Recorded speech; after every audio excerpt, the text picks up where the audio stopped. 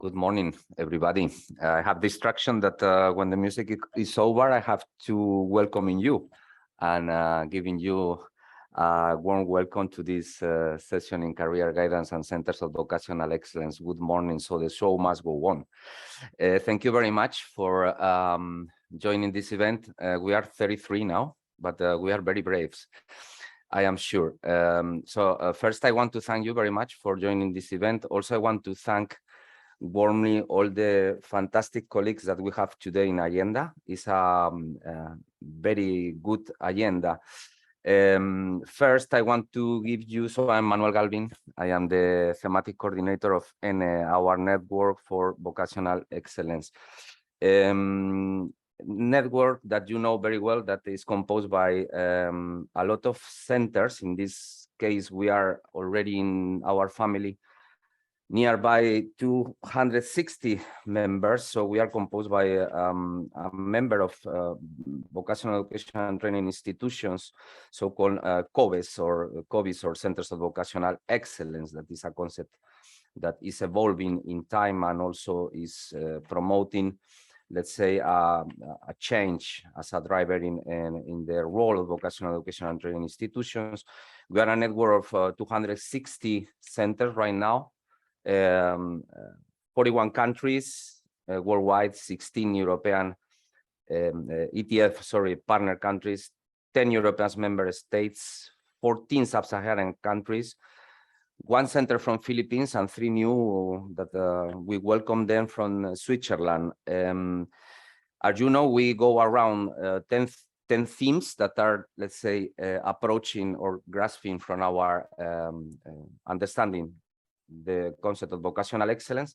We have, for the time being, partnerships around the thematic approach of autonomy on public-private partnerships, entrepreneurial role of centers of vocational excellence, greening responses in excellence through thematic actions, Greta, pedagogy and professional development, focusing on the digitalization of teaching and learning, DIGI, and sharing innovation on social inclusion in BET-CC.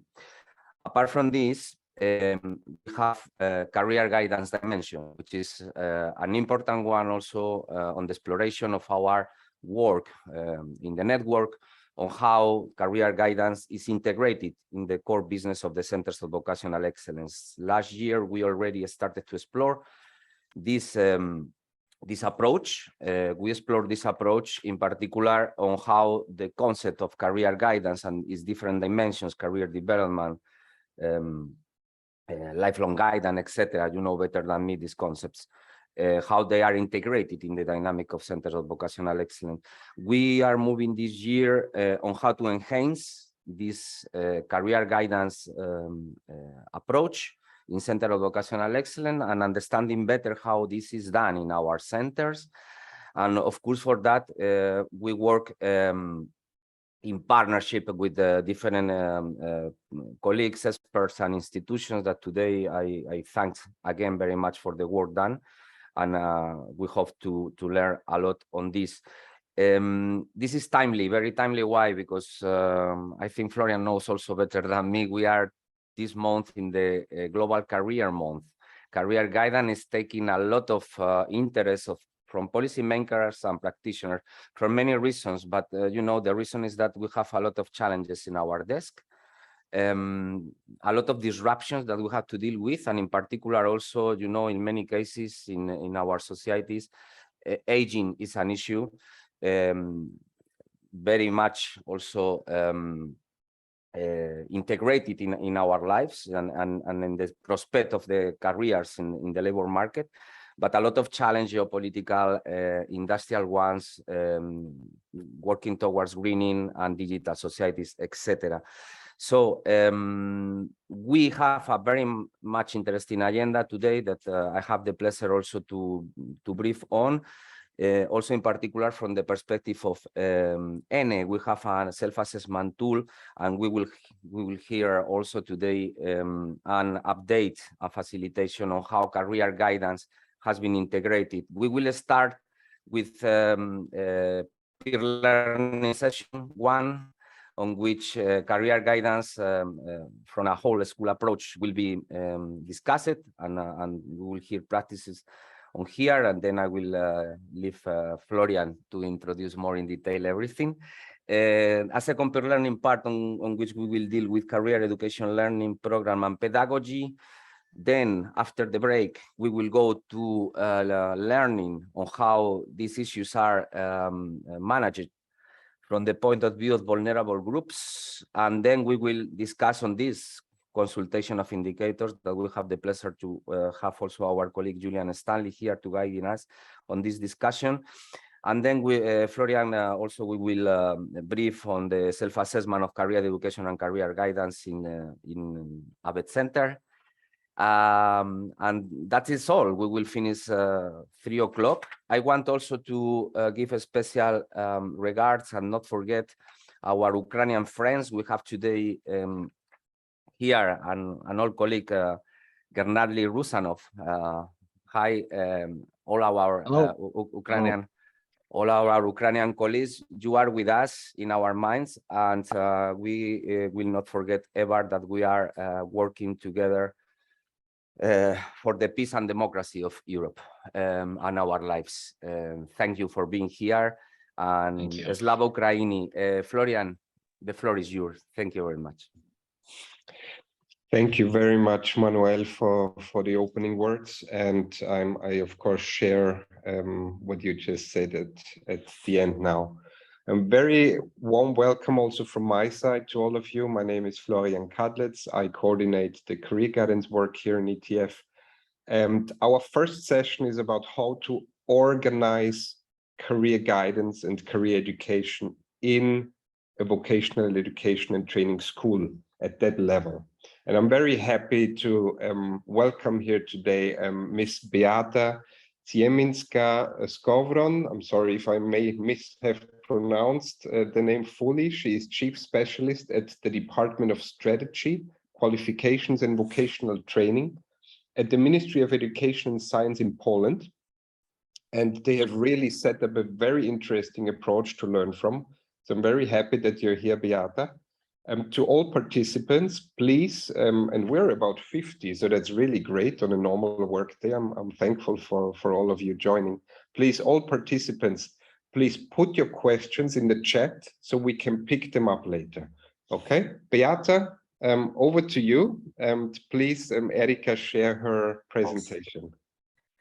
Thank you very much, Florian. Thank you for inviting me to this event. I'm really glad that I will be able to share Poland's example, how career guidance is organized in schools, including vet schools, because generally vocational education is organized in the same way as general education, but I will precisely explain the outline of career guidelines in schools, in vet schools, including. So over the last 5 years, in Poland, career guidance evolved quite significantly because it changed and developed due to education reform, which started in 2017. The main assumptions of the reform were also focused on career guidance and preparing young people to the correct choice, well-informed choice of further education and future jobs, because it has really significant impact on their functioning on the labor market.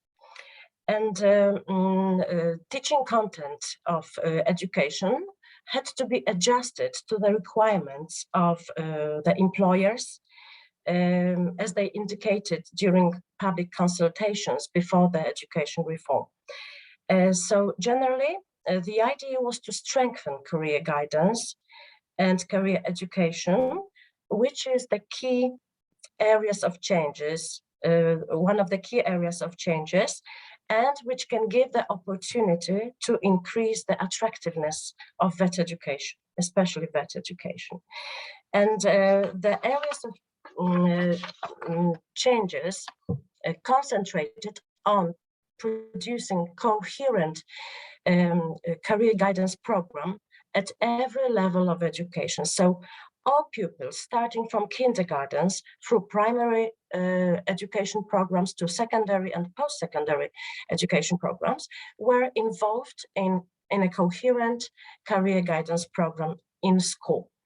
Additionally, career guidance is carried since 2017. It is carried in the form of planned and systematic activities, because the idea is to support pupils and students in the process of recognizing their interests, in discovering their predispositions, to help them make well-informed educational decisions and choose professional pathways in the future, and also to prepare them for choosing the right place in their future professional career.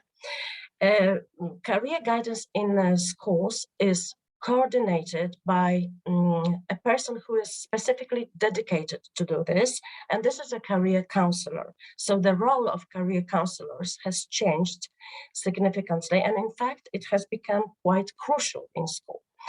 And all these activities are also carried out in cooperation with a wide range of stakeholders, including parents, including some regional institutions related to career guidance, psychological, pedagogical centers, and local self-government, and most of all, employers and different employer organizations who will in the future employ the students who come from the vet education. Okay. And on the next slide, we will see that the career guidance is organized in schools on 3 levels. The preliminary level before the vet school, in fact, it is the career pre-orientation and career orientation, which is generally organized on the preschool education level in kindergartens, and then early primary school education, so grades 1 to 6. And it consists in introducing and then familiarizing children and young pupils with some selected professions, shaping their positive attitudes towards labor market, towards future careers, and stimulating, recognizing, and developing their interests and talents. So these are the first 2 levels of career education, in fact. And then on the lower secondary level, career guidance starts in school. The lower secondary level encompasses grades 7 and 8 of primary school, and also the whole secondary education, both general and vet education, and post-secondary, non-tertiary level, which encompasses post-secondary vocational education schools. And then career guidance is carried out on the basis of regular curriculum, which is stated and defined in the regulation of Minister of Education and Science on career guidance. This is a novelty in our system that such a regulation was simply issued and came in force. And it encompasses the 4 areas: getting to know one's own resources, one's own predispositions and talents, exploring the world of professions. So at this level, the students are acquainted and familiarized with all possible vet education professions, and also professions operating on the labor market in general. Also exploring some other educational pathways, including lifelong learning, so CVET, continuous vocational education, and planning one's own development through conscious educational and professional decisions. So this is the basis of the curriculum, which is covered during the career guidance classes and activities. And the next slide will show what sort of classes and activities are generally organized in schools. So career guidance classes are carried out, the regular and systematic classes are carried out in grades 7 and 8. There is a misprint here, I'm sorry, 7 and 8 of primary schools. Minimum 20 regular career guidance classes within 2 years. Some people would say, why so few? Well, generally the outline timetable for the school is very tense. There are a lot of subjects which belong to the compulsory education classes, like sciences, languages. Students sometimes have to stay in the school from early morning, 8 o'clock, until 3-4 p.m. So adding a lot of classes would be difficult for both for the school director and also for the students themselves to handle. That's why the regular classes are in some cycles, as we can see on the slide, 20 classes in 2-year cycle in primary schools, minimum 10 classes on the secondary level. In general school, the 10 classes within the 4-year cycle, because general schools are the 4-year schools. And the last 2, stage 1, sectoral vocational school and technical secondary school, these are IVET schools on the secondary level. One is a 3-year school, the other one is a 5-year school. And within the cycle, also minimum 10 regular systematic classes must be organized. But apart from that, career guidance is covered during compulsory education classes, not only by the counselors, but also by other teachers in general education and in vocational education, during the theoretical vocational education classes, but also practical vocational classes.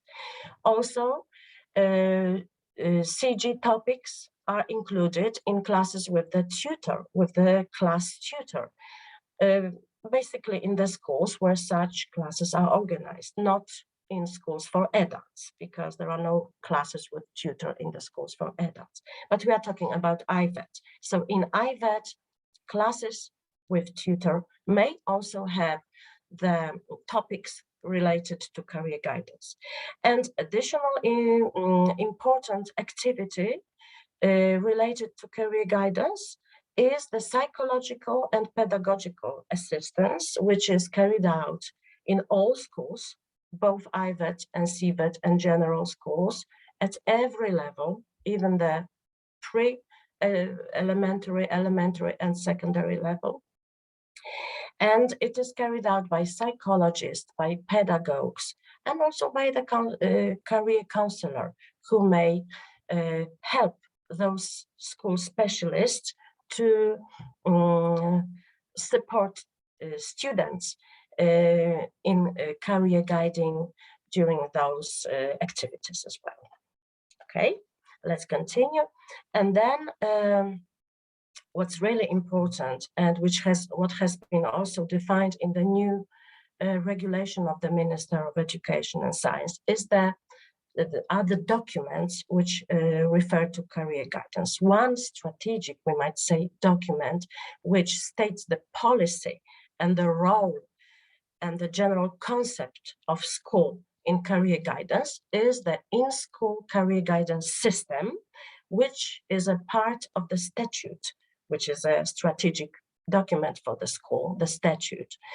And it is developed by teams of teachers also appointed by the director of the school, who are responsible for respective parts of the statute. So the in-school career guidance system is mainly coordinated, the development of this system is coordinated again by the career counselor, but in very close cooperation with teams of teachers and with the school director. And it gives the outline of general tasks in career guidance, in school career guidance. So the time and place of the implementation in the whole scope of time. Some general working methods, cooperating entities, and expected results, expected outcomes. On the basis of the in-school career guidance system, annual career guidance program is developed every year for the school, which specifies and defines the career guidance activities which will be carried out during the school year. So the specific topics of the CG classes, activities which will be involved in the general education classes, types and forms of the activities, because some activities are addressed to the pupils, to the students, but there are also activities addressed to the teachers. So some teachers trainings, teachers workshops, maybe self-study networks. Also the content of these activities and classes based on le contenu des activités et des classes qui sont axées sur le curriculum. Il y a pas mal de classes. A weekly outline, the timetable, and all the persons responsible for every single activity. So these may be parents, these may be, of course, career counselors and teachers of different subjects, psychologists, pedagogues, but also stakeholders who are involved externally. So maybe some employers, specific specialist centers which specialize in career guidance, psychological and pedagogical centers, even local libraries, of course, local authorities, and other regional institutions. So these are the school documents. And now let's move on to the role of the career counselor, who has become in the whole process a very important person and has got a very important position, mainly in coordinating career counseling in school. So he's a teacher, so he conducts career guidance classes, regular classes, but he also has the role in assessing learners' needs for other career guidance activities. He is responsible for developing the annual program in career guidance every single year in cooperation with other teachers and specialists. And obviously he coordinates implementation of this program and supports teachers in achieving the goals and the activities included in the program. So generally, he is responsible for the coordination of the whole scope, the whole range of career guidance activities. Since the whole process is developing over the last 5 years, it is possible that not in every school there is a well-qualified career counselor. That's why when there is no career counselor in school, such responsibilities are taken on by the teacher or other specialist, also a class tutor, who is appointed and nominated by the school director. And as the role of the career counselor is so crucial, it is also important that he has got very high qualifications. So the next slide will show what are the qualifications required of a career counselor, or of a person who wants to be a career counselor in a school, in a vet school as well. So the first two variants show the qualifications which are required for the career counselors in vet schools generally, but in all types of schools, starting from primary to secondary, post-secondary schools, all the schools which are in the education system.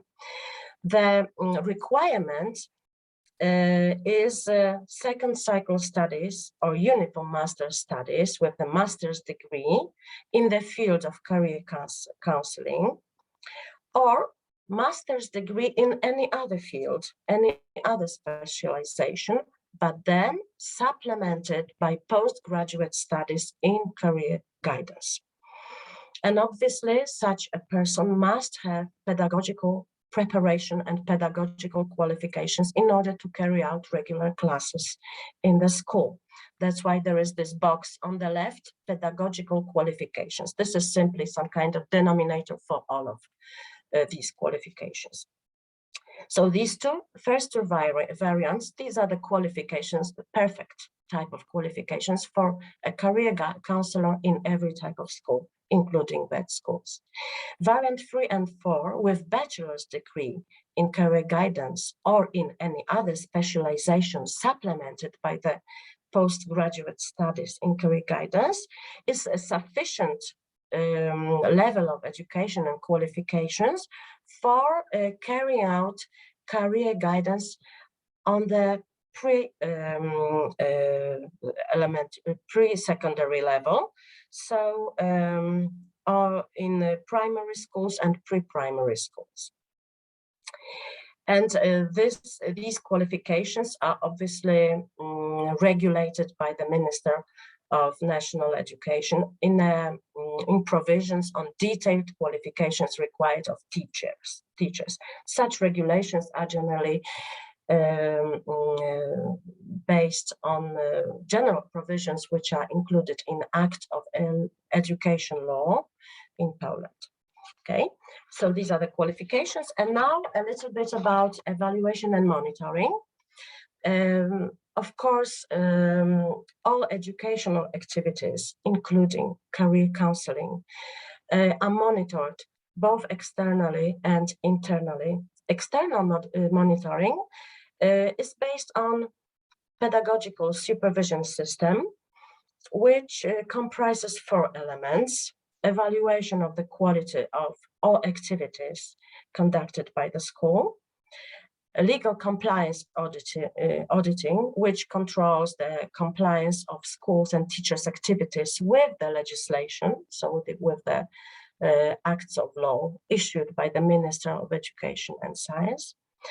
Monitoring, which generally consists in collecting and analyzing data on school activities to identify and eliminate any kinds of risks and to assure the proper performance of the school's tasks. And the final element of the pedagogical supervision system is obviously support, which is aimed at intensifying the performance, improvement of the performance of all processes in school. And the bodies responsible for external evaluations, obviously Minister of Education and Science and regional educational authorities. There are 16 regional educational authorities in Poland because they are in every single voivodeship, which is the major administrative unit of self-government in Poland. Now, internal evaluation is the liberty of the school director. In fact, the scope of this internal evaluation is within the decision of the school director. The obligation for the school director is to produce annual school pedagogical supervision plan, but the director decides on the scope of the evaluation of the school's activities and school's classes and the type of assessment of teachers' performance. The director has got quite a lot of autonomy in this field, but still he is aware of this external pedagogical supervision system, and everything must somehow be coordinated. Yeah, sorry to come in. Can I just remind you of the time? Okay. I know you will look very briefly at tracer studies. So I'm supposed to finish soon, right? Okay, if you so manage, briefly, that will be kind, but don't, it's okay. Fine, thanks so much. So the last 3 slides, you will have a lot of text on it, but I will briefly tell you what is the idea of it.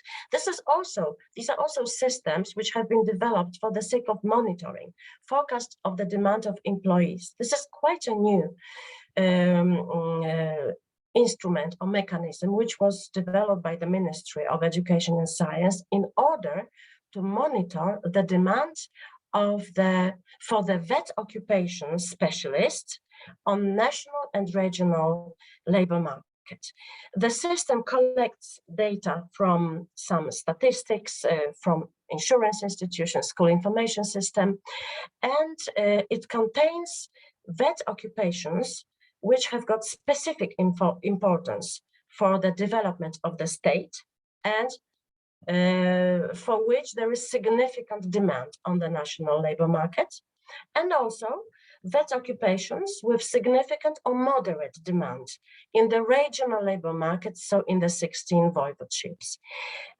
This system is aimed to support career counselors greatly. And because on the basis of the demand, all the school activities related to career guidance will be determined, and career counselors will have some tips in which direction to carry out the consultations connected with career guidance. Of course, when there is bigger demand for some occupations, the schools will also have got extra subsidies from the ministry, from the budget, to open the teaching in those vet occupations. So this is a new mechanism. It has just only started, and but it will be very, very helpful for the career guidance. The next mechanism on the next slide is even younger, because it's a graduate tracking system which was launched in 2021. And only this year, in July, we had the first report of monitoring professional and educational career pathways of secondary school graduates, including vet schools, including stage 1 sectoral vocational school and technical vocational school. So where do these children go? Where do these students go? The information comes from education system, so we know how many of them there are. From the examination boards, so we know what were the results of the exams, vocational exams, if they took the exams, if they got the qualifications. Then data also comes from information network of higher education, Polon. So we know where, if the students went, if the pupils or students went to continue their education in higher education institutions, or else if they are on the labor market. So we've got the information from social insurance institution.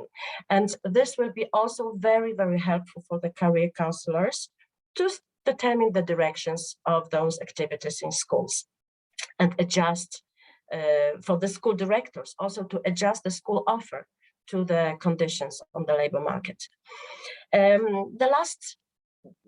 Almost the last slide refers to the ICT in career guidance. I just want to stress and emphasize the fact that Ministry of Education and Science puts a lot of effort in developing different tools, also e-resources, internet platforms to aid career guidance, to support career counselors, to support school directors in carrying out all these activities. There is an institution, Center for Education Development, which is supervised by the ministry, and this institution carries out lots of trainings for teachers, for the school directors. There are subtabs, career guidance. There are a lot of e-resources covering all possible vocational educations for vocational education occupations for all age groups.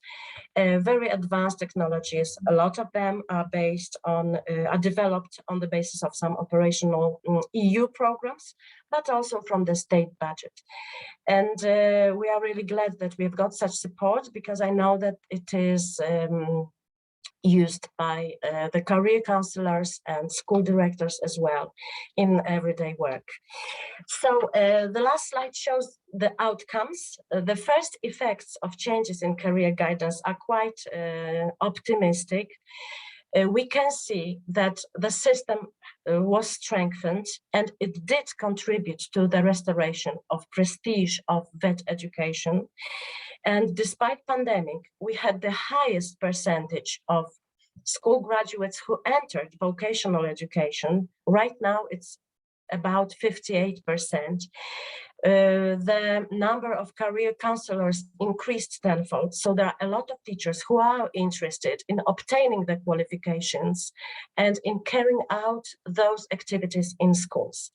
And we are really glad that the system starts working, and hopefully it will move on and go on in such a successful way for the benefit of the students and our future generations. Thank you very much.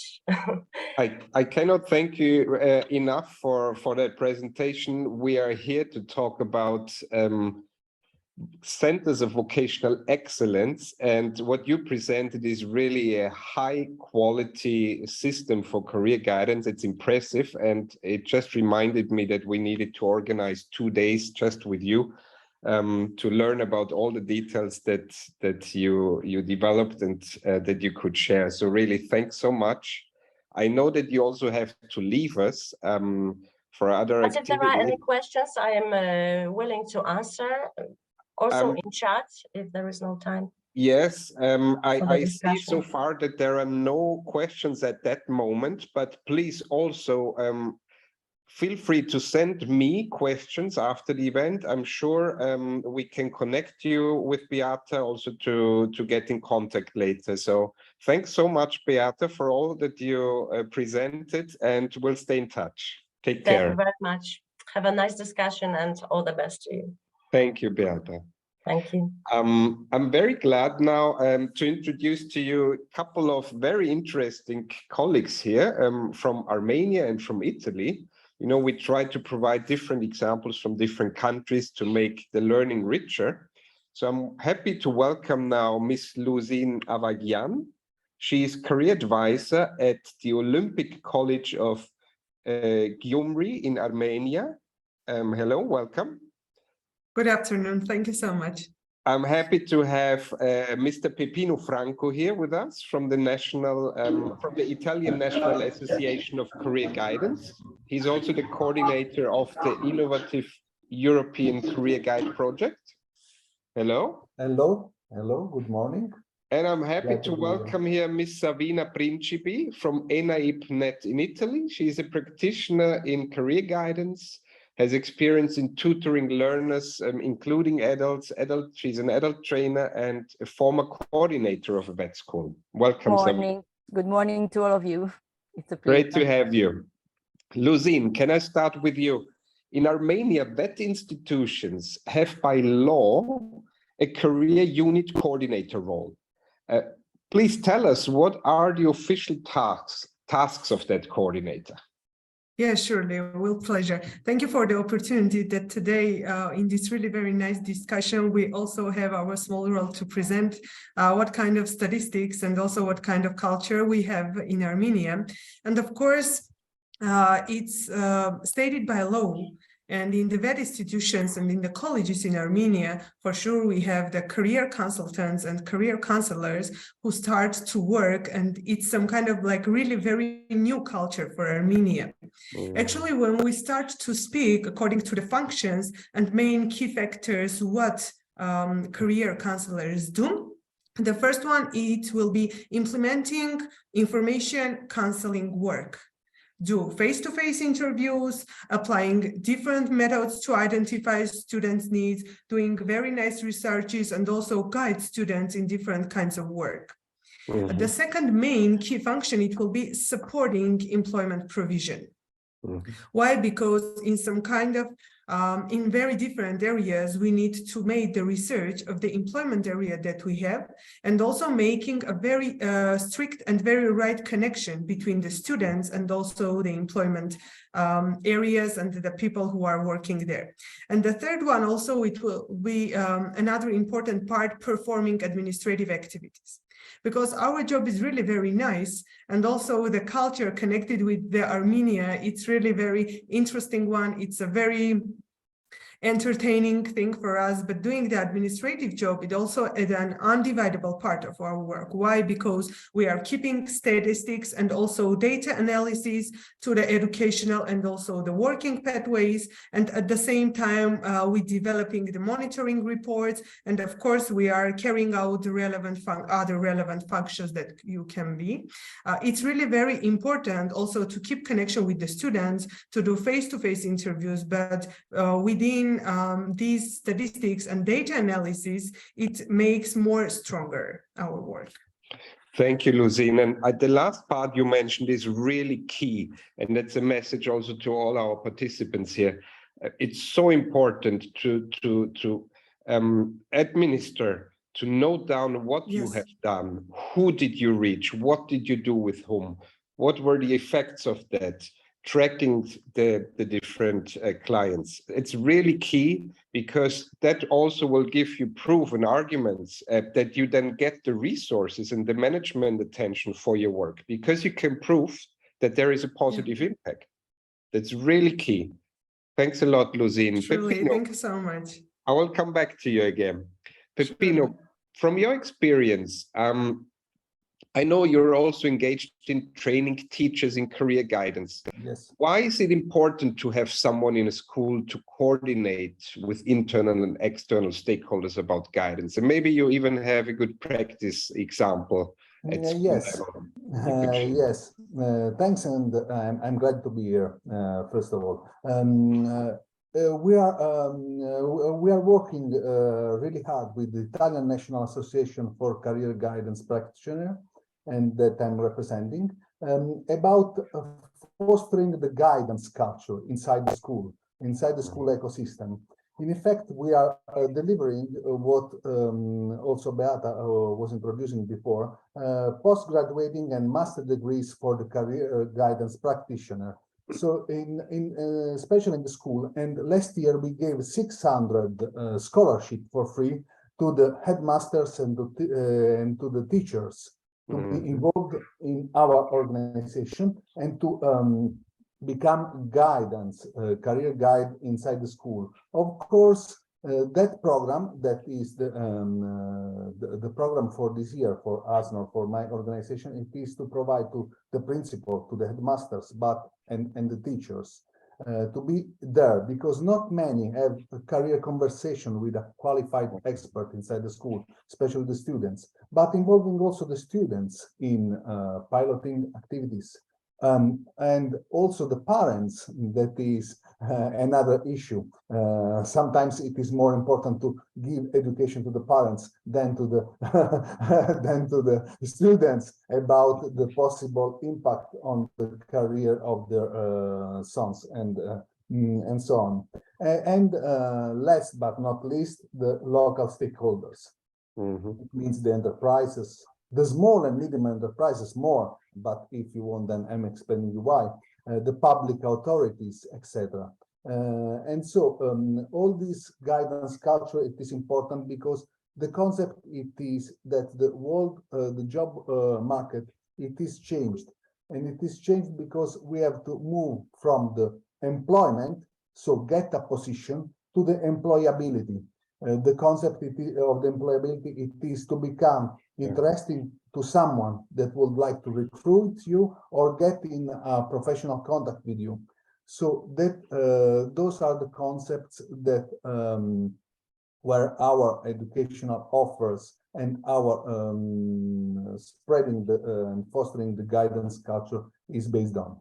Thanks a lot, Peppino. And there are 2 points that I wanted to highlight. Just one is, it's really a strong message to train school directors. Why? Yeah. Because if you just have a career guidance coordinator in a school, that person might not be able to take decisions to actually implement a plan if there is no support from management. And the really full understanding from school management about what career guidance is, what positive effects it can bring, that support is really crucial. And the second element you mentioned, that employability versus employment, is as well crucial, because it changes the way we think about and we apply career guidance. It's not about just providing information at transition points. It's much more. Thanks, Peppino. I come back to you. Savina, it's great to have you. How to best organize career guidance at school level in a vet school? In particular, from your experience, do we need to offer different services to different client groups, or can we just have one approach for everyone? Yes, thank you very much for this opportunity. I would like to start speaking about ENEPNet, that is an Italian network whose members are ENEP Lombardia, ENEP Veneto, ENEP Piemonte, and ENEP Friuli Venezia Giulia, delivering vocational education and training, lifelong training for employment and guidance services, excuse me. Only some numbers to contextualize the services we provide. We have 89 centers, training centers, 600 technical professional laboratories, and per year, near 41,000 of students. So our mission is, the main mission and main value is the centrality of the person and sharing values aimed at personal growth and awareness. So these services about guidance are focused on this principal mission and main value. We are accredited for these services, and we can divide the services we offer between the target group, the client group we have, young people and adults, and relating to the different moment and way in which we meet them and we provide these services. For our students, we have 3 moments that we can analyze. The orientation guidance at the incoming moment. We have open day, virtual day, or guidance intervention in lower secondary schools, and contacts with their counselor. We have also some guided and preparatory experiences of professional technical laboratory for these people, and individual interviews during the planned periods and throughout the year. Throughout the year, an important tool is specialized interviews with people at risk of dropping out of school to evaluate the possibility of an inclusion in the ordinamental path or participation in an ad hoc training that we organized, such as specific dispersion paths, with the possibility of attending different professional laboratories for greater awareness in the choices and possible reintegration into the ordinamental path. Then we have a guidance during all the year. There is a tutor who is dedicated for each class. The tutor teach career and education guidance from the first to the fourth year of the course, with individual interview, internship, organization and monitoring of the internship, activities in real situation. And the most important thing is the personalization of vocational training with the possible curvature on different profile, start of level 1 apprenticeship, because if a student is more has more talent for the practice, we can start with an apprenticeship beginning from the second year of the training, and then a possible reorientation. The tutor is a constant point of reference for the student, but also for the family and for the teacher, also as a didactic coordinator. There is also the availability of, on request of service for student and family in the center with the specialists, pedagogists, psychologists, counselor, and so on, that in collaboration with tutor and trainers analyze special needs and facilitate the contacts with the dedicated local services. And then the outgoing guidance, that is the most important one. We accompany all the pathways of our students with their elaboration and definition of their professional objective for the job research and for the presentation of oneself in a professional context. We have extracted intervention in the classroom in collaboration between the training tutor and specialized staff of our employment services, and individual interviews with the tutor to evaluate possible alternatives.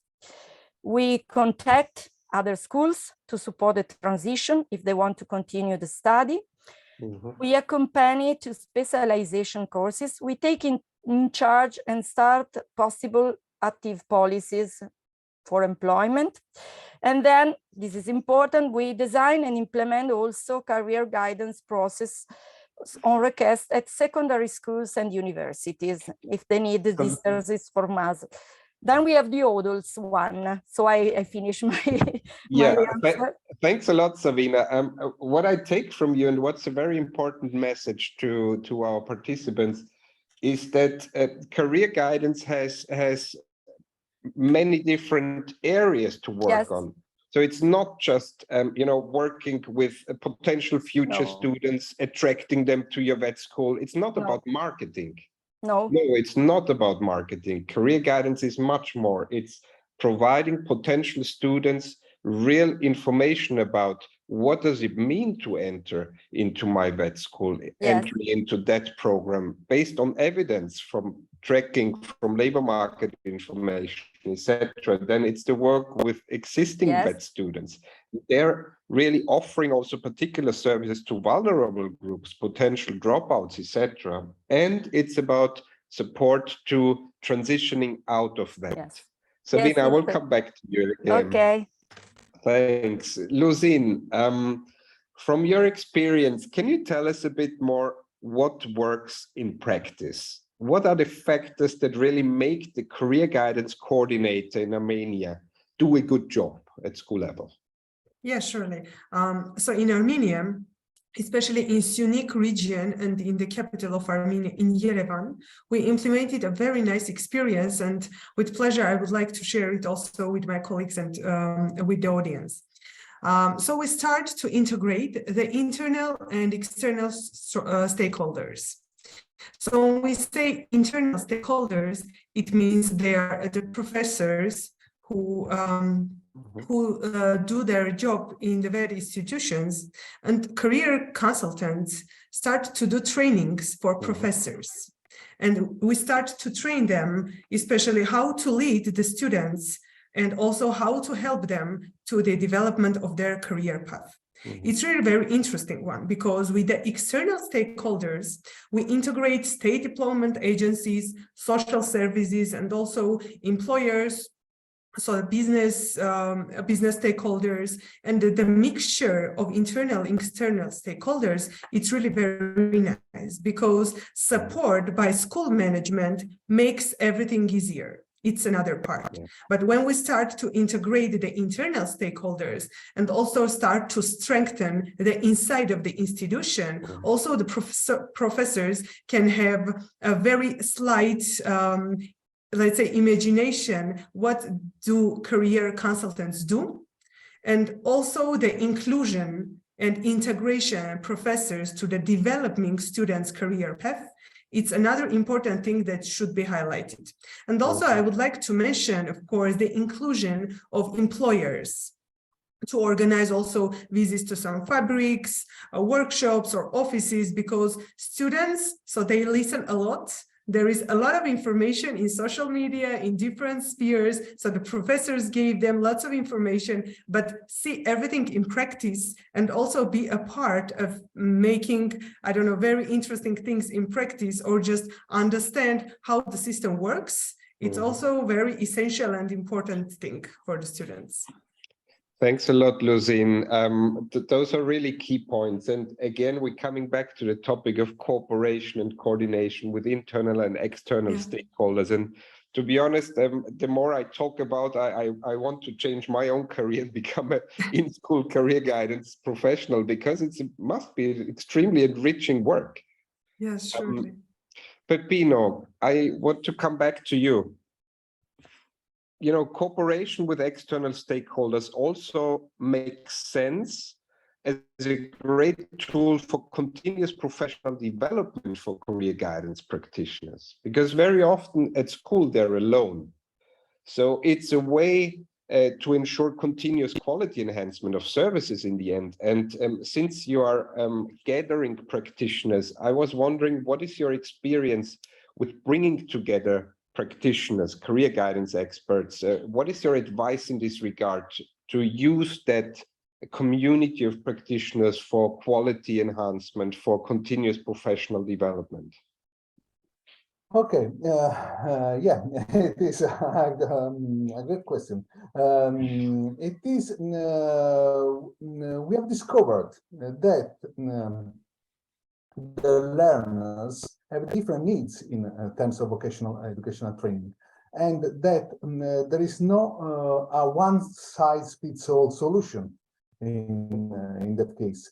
So you need to adapt to the students that you would like to guide, but ever taking into account one aspect: you are supporting someone to find their way.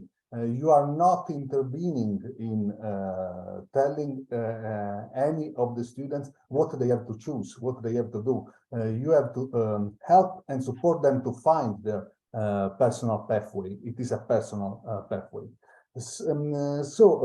We were trying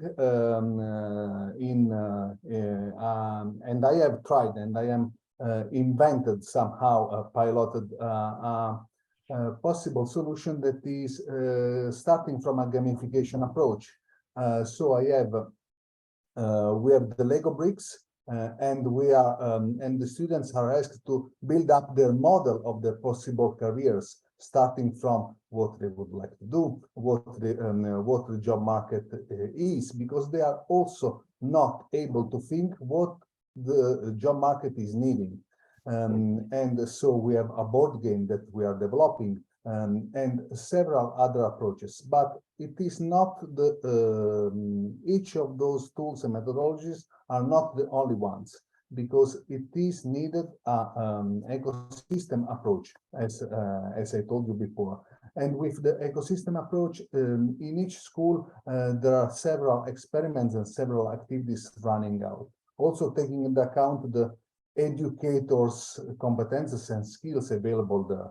So we would like to support with our network them, but taking into account what they have already and what are the situations that are available in that specific context, local context. So that's why the involvement of the small and medium enterprises, it is very relevant, because usually the students are looking for the positions in big enterprises like Microsoft, like Google, etc., but not taking into account that some local activities have very interesting development rate, and they can give the possibility to improve also the local development. So, Right. those are the elements, in my opinion, that are relevant. Thanks a lot, Peppino. Sabina, can I come back to you?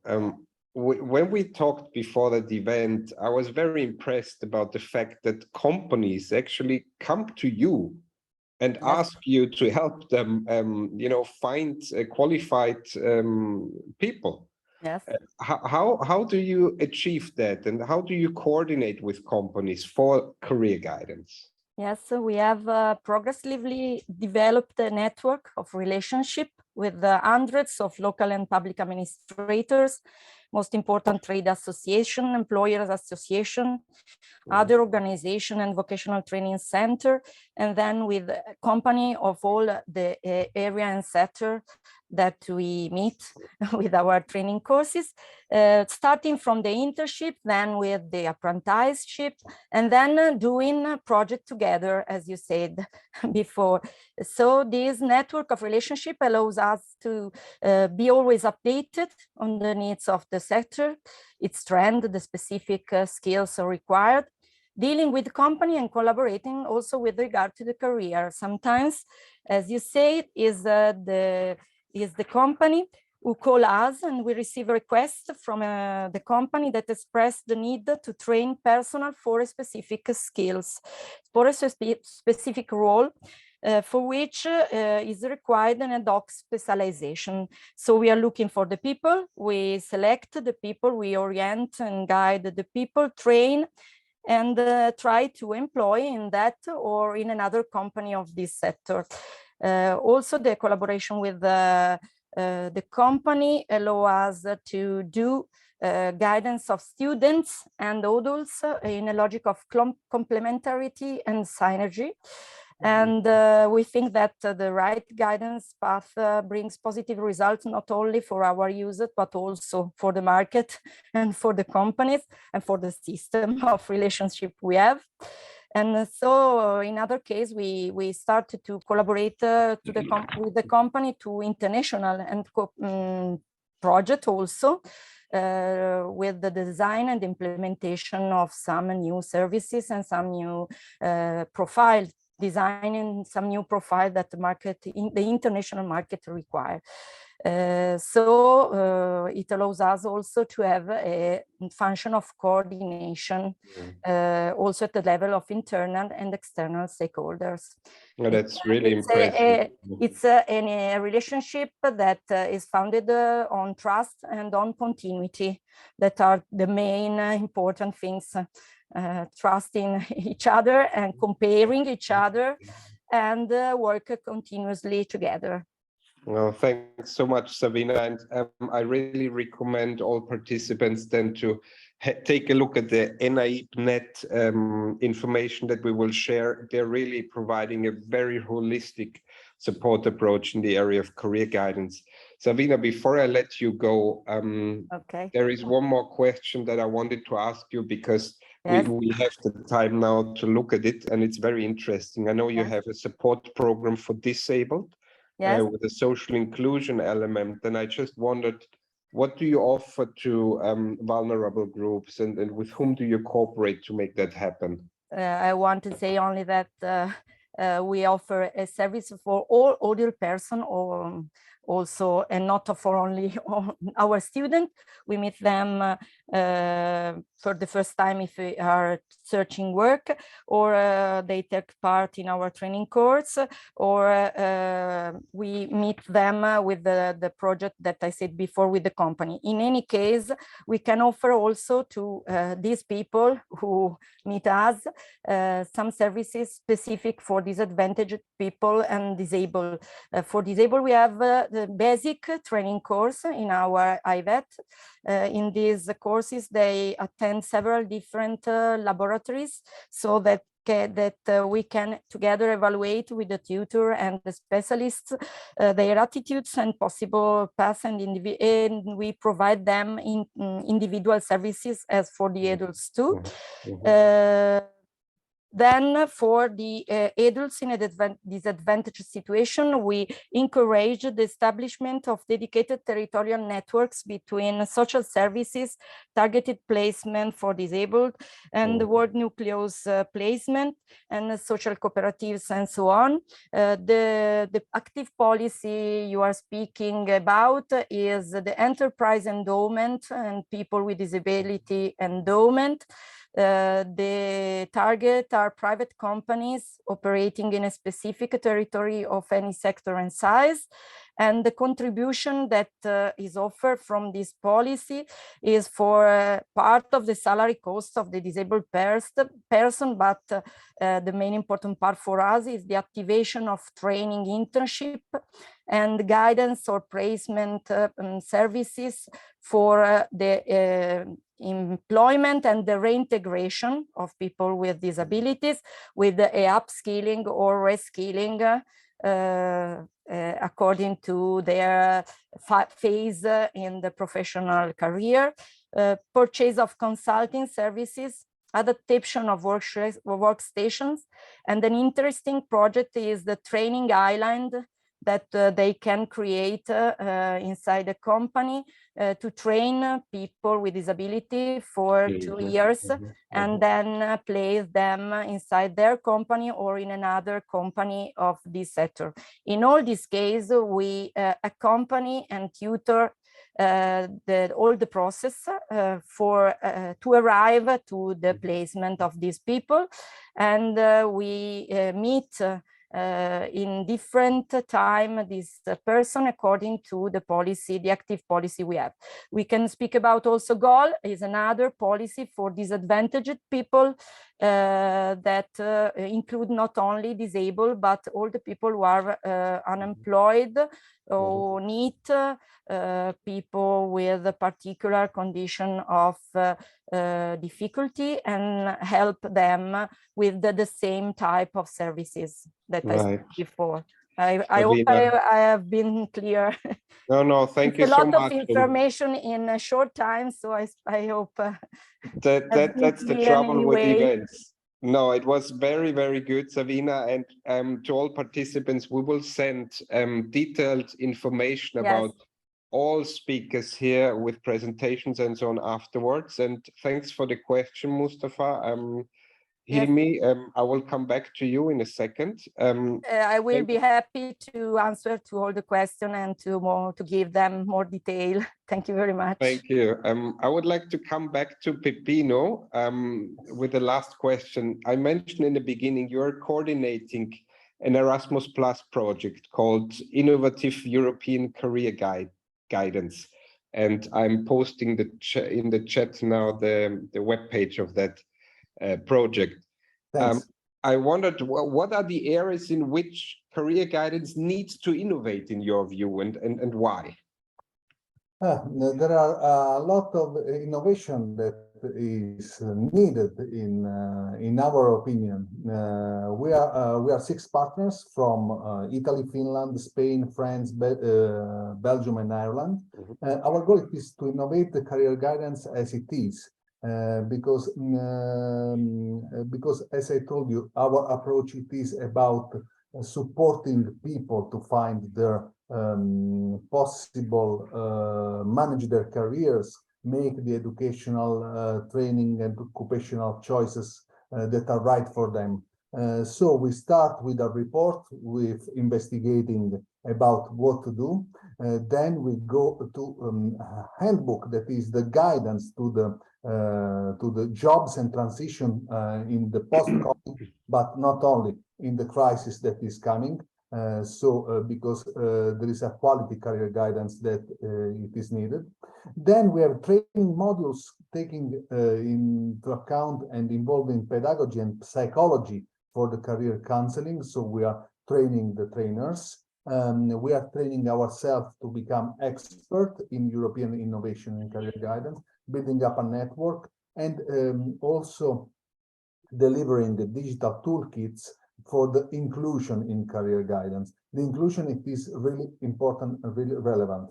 In this case, the question that you had before to Sabina, I can reply from my point of view about this, because we are focusing on the special needs like dyslexia or learning difficulties, but we are running also other projects about the migrants.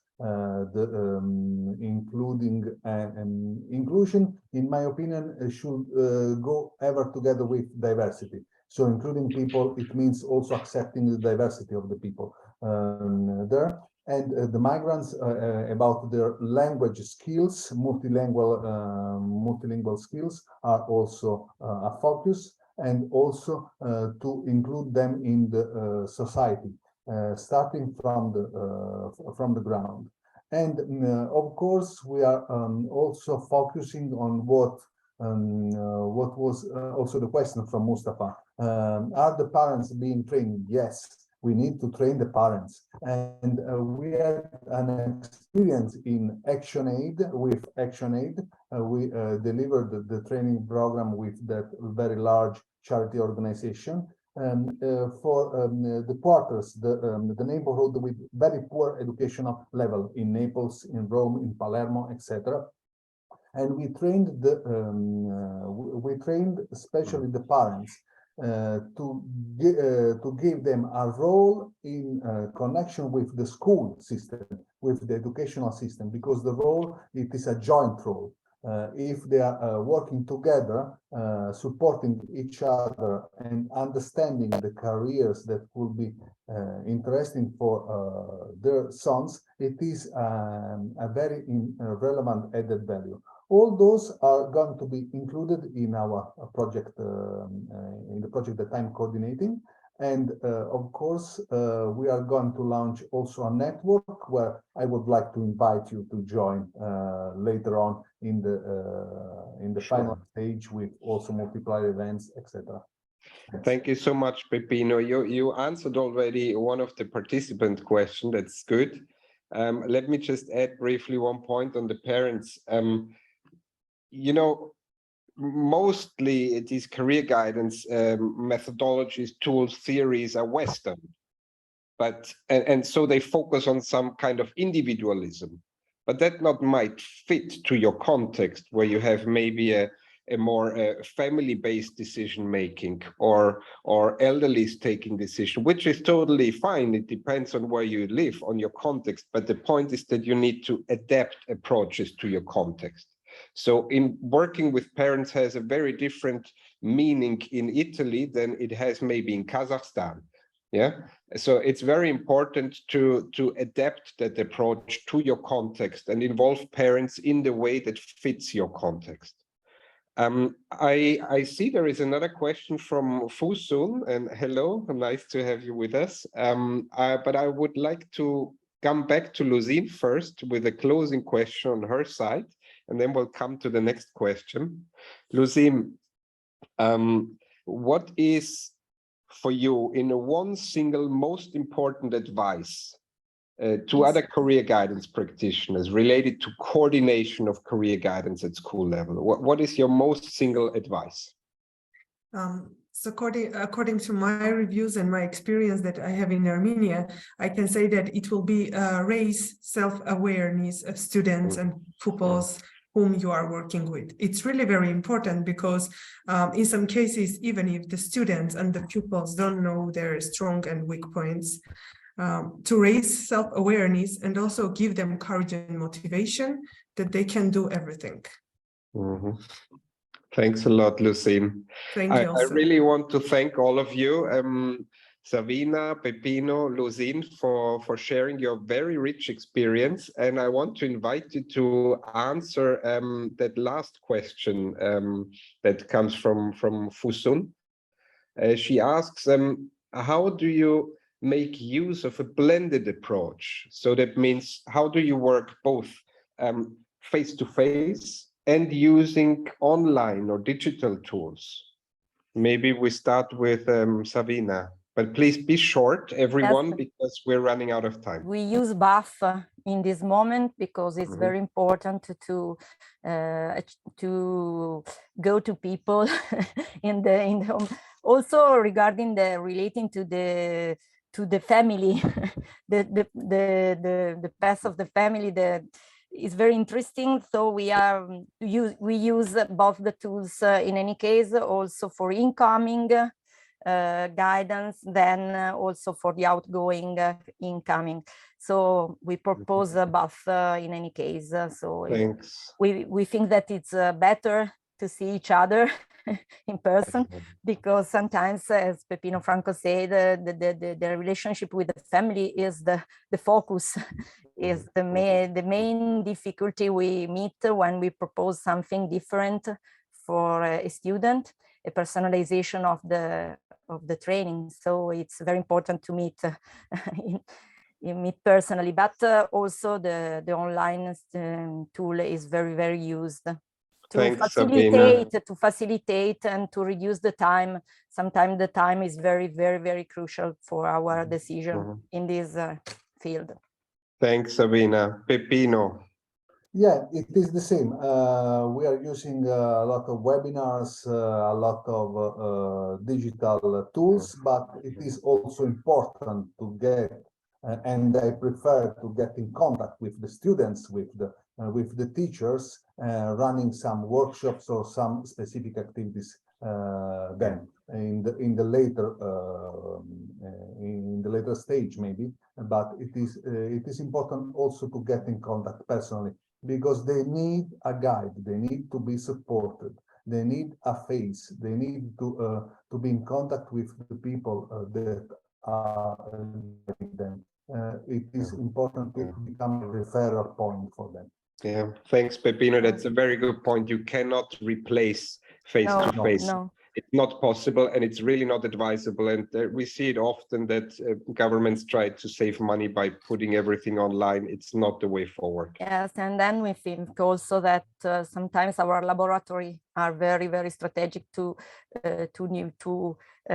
encourage people to begin some new experience. So it's not possible to do without a direct contact. Lucy, final word from you. Yes, surely. I will agree with my colleagues, because face-to-face trainings is the undividable and the most important part of our job, and also the career guidance that we are making. And also in my case, and according to my practice, of course, I'm suggesting the students to use lots of online webinars, digital tools, using in the face-to-face interviews. But for them also, it will be more preferable to have face-to-face trainings, to have eye contact. And also we'll have some referral person who will lead to create their career path. Thanks so much to the three of you. It was very rich. I'm learning a lot. I hope also the participants enjoy that exchange. Thanks so much. Thank you. Let's stay in contact also after that. Thank you to you. Bye. Bye. I'm very happy to introduce to you now Mr. Gennady Ruzanov from the EU for Skills program from Ukraine. And I'm particularly thrilled that he's with us today, because actually he's in Kiev in a very difficult situation personally and also work-wise.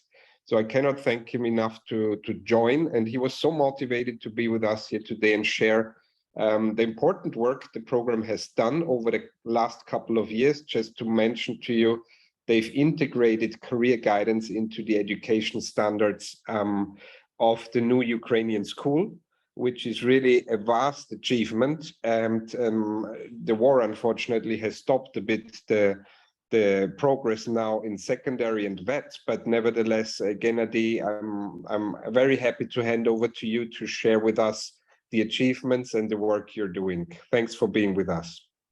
Thank you, Florian. Can you hear me and see me well?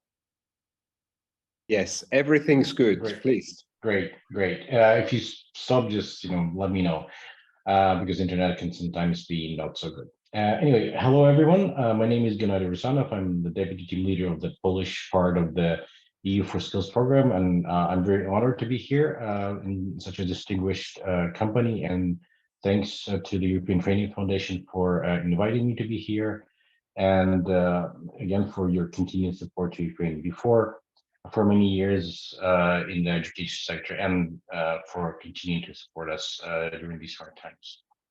I'll very briefly, I'll tell you what the EU for Skills program is and what our efforts in career guidance have been so far. And I'd like to contradict what Florian just said, respectfully. Even the war hasn't stopped our effort. We still continue, and hopefully, we'll continue in the future. But anyways, the EU for Skills is a program that is funded or co-funded by the European Union and several of its member states, Germany, Poland, Finland, and Estonia. And the overall goal is to improve vocational education, improve skills training in Ukraine to make it more in line with the economic and labor market needs. This program has been in existence for a little over 2 years and will run out in 2023, so next year, sometime in the middle of next year. It's a very broad program that supports many components of the vocational education and training reform, ranging from teacher training to curriculum development to national policy development, and many other components, including improvements in infrastructure to some of the selected centers of excellence. Again, a concept that you're probably all very familiar with, and that we're trying to replicate in Ukraine. Within the program, under the management of the Polish Solidarity Fund, we concentrate on, under our component, we concentrate on several things, and two of them being labor market analysis and career guidance. And I mentioned them in the two of them because they're obviously very closely related. It is, I think, very good that this event was started with Beata's presentation from Poland, because essentially what we're trying to do here in Ukraine is to replicate a very systemic approach that Poland has taken in introducing career guidance at many levels, and introducing basically a very comprehensive holistic system of career guidance throughout the whole education system. And as Florian rightly mentioned, we started looking at, well, first of all, we looked at the single most important thing is whether this aspect for the career guidance is actually needed and requested by the stakeholders, by the parents, by teachers, by students, by school managers. So we did a fairly broad survey of all these stakeholders. Several thousand people participated, and we found out that an overwhelming majority, sometimes it's over 80% of students and teachers wanted this to be part of the learning process. On the other side, we looked at the labor market, and we did a survey of we did 2 rounds of surveys actually, and one of them included over 13,000 businesses. And we asked them what kind of skills are required by the businesses. And one of the outcomes of that business survey was, company survey, was that in addition to technical skills that would usually be required by your job, whether that be welding or construction or anything else, over half of the employers actually stressed very significantly, they stress what is popularly called soft skills or transversal skills. So things like communication, like language skills, time management, being able to work under pressure, teamwork, and many others. So having that information in mind, we try to start introducing this holistic approach, replicating the experience of Poland, for for basically a very simple reason, because Poland is a country that has gone through a lot of the similar transitions that Ukraine has been going through and continues to go through. It has a system, or had a system until recently, of both secondary and vocational education that's very, very similar to Ukraine, sometimes identical. And it also has an economic structure that is somewhat similar to Ukraine, a very diversified economy with many industries, many sectors. So it is very, well, it's not easy to adapt to Ukraine, but it is something that we can really relate to. So after that, we looked at where how this can happen. Again, we don't have yet a very complex system of career guidance or career orientation. It's still at a very nascent stage, and the war obviously disrupted many things. But what we looked at is we started to integrate career orientation components and components of the skills and competencies that are required by the labor market from the very beginning, from early grades, from grade 1, basically. So we looked at the national standard for primary education, we looked at national standard for basic secondary education, and introduced some of these competencies, some of these things into these standards. And then we looked at how we can support the teachers in actually providing these skills, providing this information to students from grade 1 and upwards. And to do that, we tried to do several things. First of all, we developed a number of textbooks, learning resources that are both available, both print and online.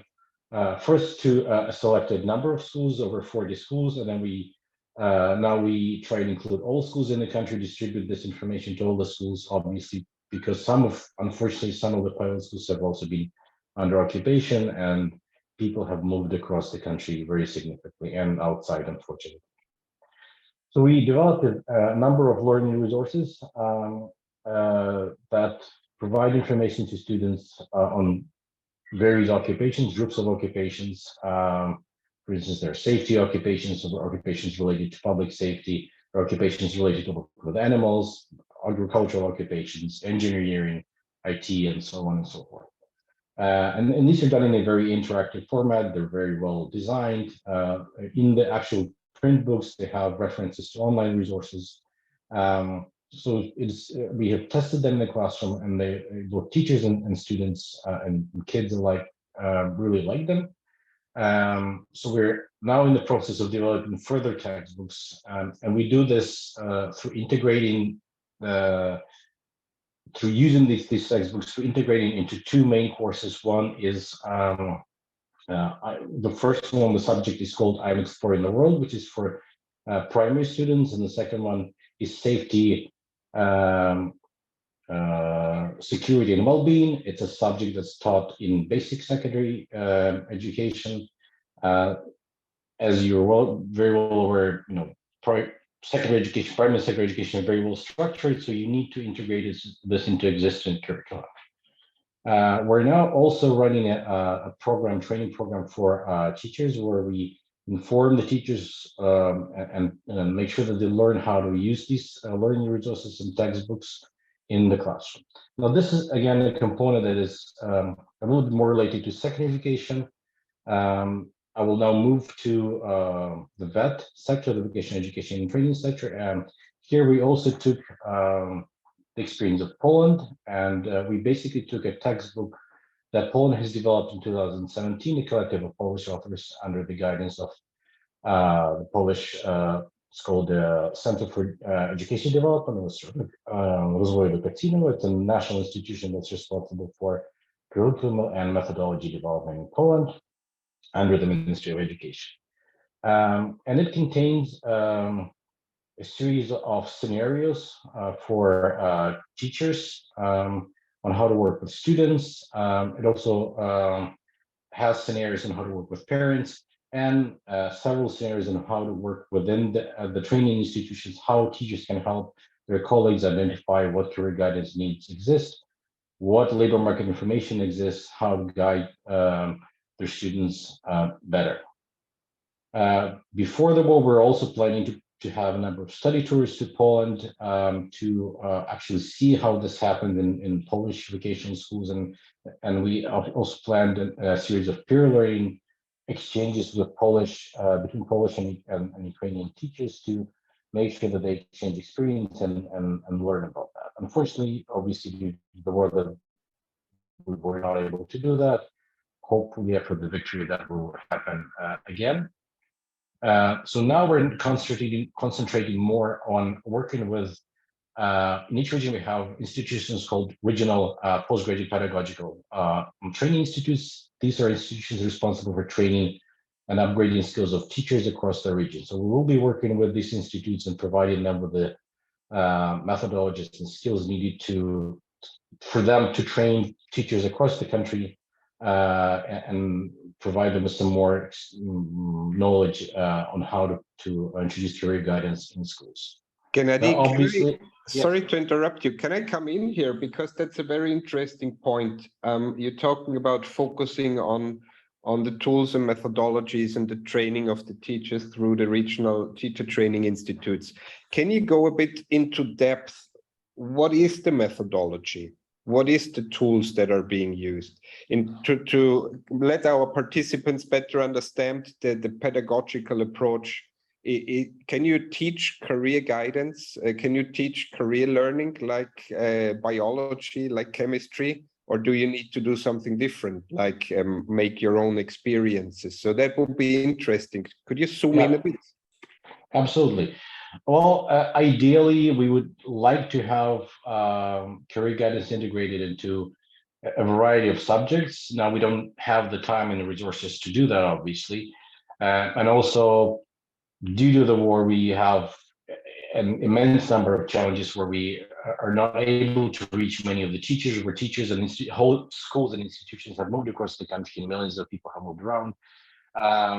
So this is more of a sort of preparatory work for the future, but for primary students in schools, in public schools, we use the subject that's called I Am Discovering the World. It's a specific subject that's part of the national curriculum for everybody in Ukraine, for all the students.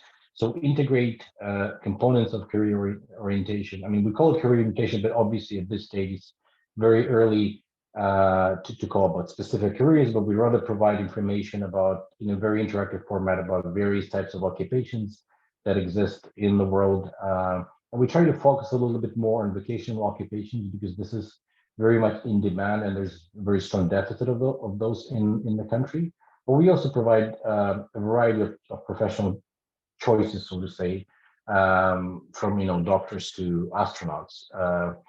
And then later on, from grades 4 and upwards, 4, 5, and 6, and 7, we're now in the process of developing the textbooks for later grades. We look at more detailed information about not just occupations, but also things, as I mentioned, what kind of skills are needed, such as teamwork and communication and language skills and so on. We will be looking a bit later at later grades, so grades 9, 10, and 11, and 12. Unfortunately, there's no new national standard for that in Ukraine yet. So before we do that, we will actually have to work on developing that standard, the new version of that standard better, and then see how we can integrate this into a variety of subjects. Gennady, sorry to interrupt again, because there is a very interesting question coming up in the chat, and I think it would be nice to address it. Fusun is asking, what about employer engagement in your concept? Is there work-based learning, work shadowing foreseen? Is there also another person next to teachers involved in career guidance? Is there a real career guidance expert as presented before in the Polish case? Right. That's a great question. We, at the vet level, we do provide scenarios to instructors in vocational schools that encourage them to visit companies, that encourage them to work more with the companies and have more practical learning with the industry, with businesses, and so on. In terms of how we developed all these materials, we, as I said, when we started the whole work, we did a very comprehensive survey of almost 13,000 businesses across the country to identify what their actual needs are in terms of skills and competencies from students and from their future employees. So we have very detailed knowledge of what we need to teach even by industry and by sector. So we, for instance, know that, say, metallurgical industry needs more of time management skills, for instance. That's just as an example off the top of my head, than any other industry. So we do have that knowledge, very detailed knowledge. In terms of the actual career guidance people, this was just started last year when in vocational schools, so-called career guidance centers were established, but they still, it's more at a I wouldn't say the formal level, but it's still at a very early stage of development. And obviously the war has put a stop on many of these efforts. And there's very little resources, unfortunately, to support these initiatives. So in essence, no, there are no dedicated people who deal with career guidance at any level in Ukrainian education system. Some of the institutions who understand the importance of that, they try to, maybe have a teacher instructor be more dedicated to that role, but it doesn't exist as a dedicated function yet, or a specific person, or maybe even a department in the institution.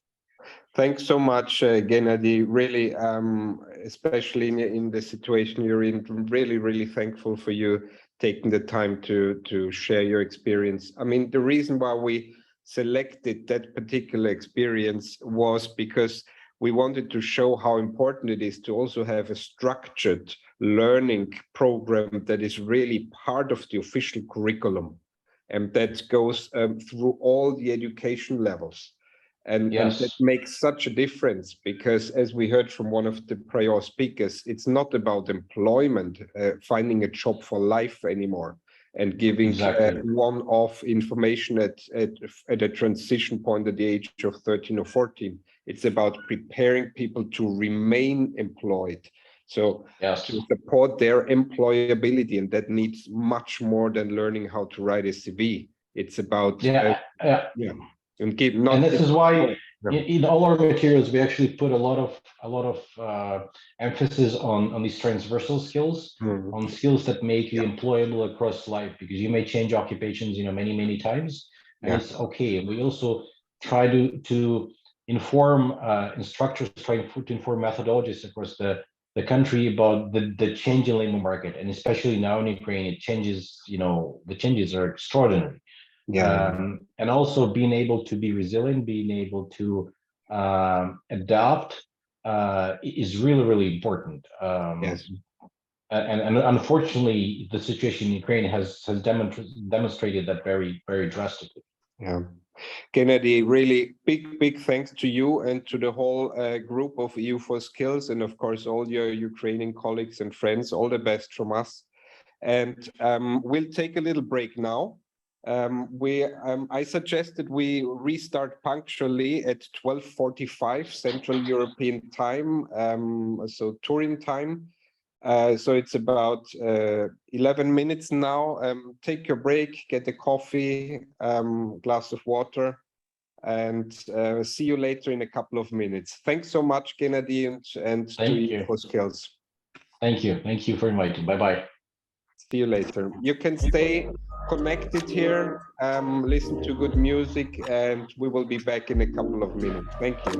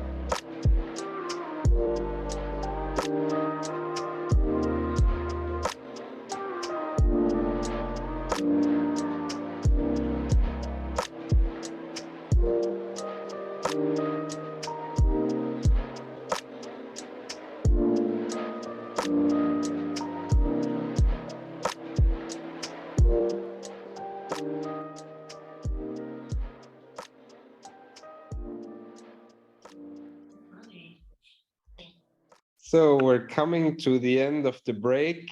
The morning has been very rich. There were a lot of interesting inputs from Poland, from Armenia, from Italy, from Ukraine. To me, that was so rich that I'm already getting a bit tired listening to all the details. But we're not finished yet, and I hope you could recharge in that short break, because I can promise you we will have a couple of very, very interesting speakers now. And I'm very happy to introduce to you now Miss Ulrike Heiden from Youth Coaching Vienna in Austria, who will share with us a very well-developed experience about supporting vulnerable groups. And I will give the word right to you. Please, Erika, if you could start her presentation. Over to you, Ulrike. Thank you, Florian. Thank you for the invitation and a warm welcome to everyone. So if we could just move to the next slide right away, please. There is a legal framework for youth coaching and for career guidance in Austria. You can see Ausbildung bis 18, which is called compulsory education until 18. And youth coaching is one part. There are 6 parts of NEBA network. And we are one pillar of that really big interlinked network. And I remember all my career guidance colleagues before who said being a relator within the system is crucial. And I can only underline that. So why does Austria think it's so important to have a compulsory education until 18? It's kind of safety net for young people so they don't drop out of the system, be school or be education. So let's have a further look who exactly youth coaching is for. We provide a career guidance for 3 groups of youngsters. The ones at the earliest stage in their 9th year of school attendance. That's when they are usually 14 or 15 years old. And we accompany them until their 19th birthday. And another vulnerable group are the ones up to 21 with criminal records or who attend secondary academic or vocational schools. And a second pillar, which is within the NEBA network, which is called Fit for Vocational Education, it actually bridges the world of school to the world of work for those who are not yet oriented or don't have the social skills to enter the world of work. And another group are the ones up to 24 years old. And these are the ones who needed special education or have disabilities. And we also focus on the people who are not in education, employment, or training. We call them needs, and we accompany them as far as 24 years. Next slide, please. So what do we actually do in youth coaching? If I had to use one sentence, then the main aim people to make their own decision about their education and training. I regard it as a main skill to navigate one's career. And that's where we jump in. We offer career guidance for people who are at risk of dropping out of school or being marginalized when they make decisions about their future career path.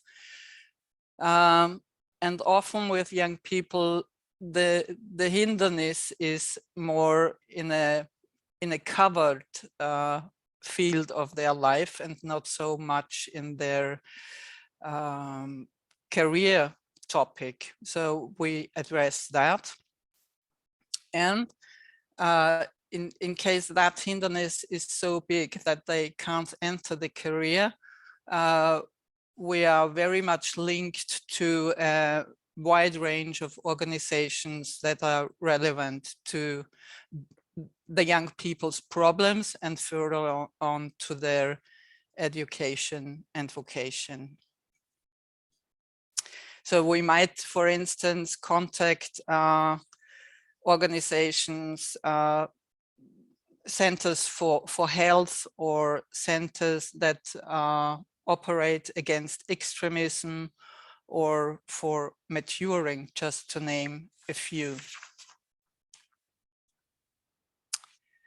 So what will the young person see when we mentor them?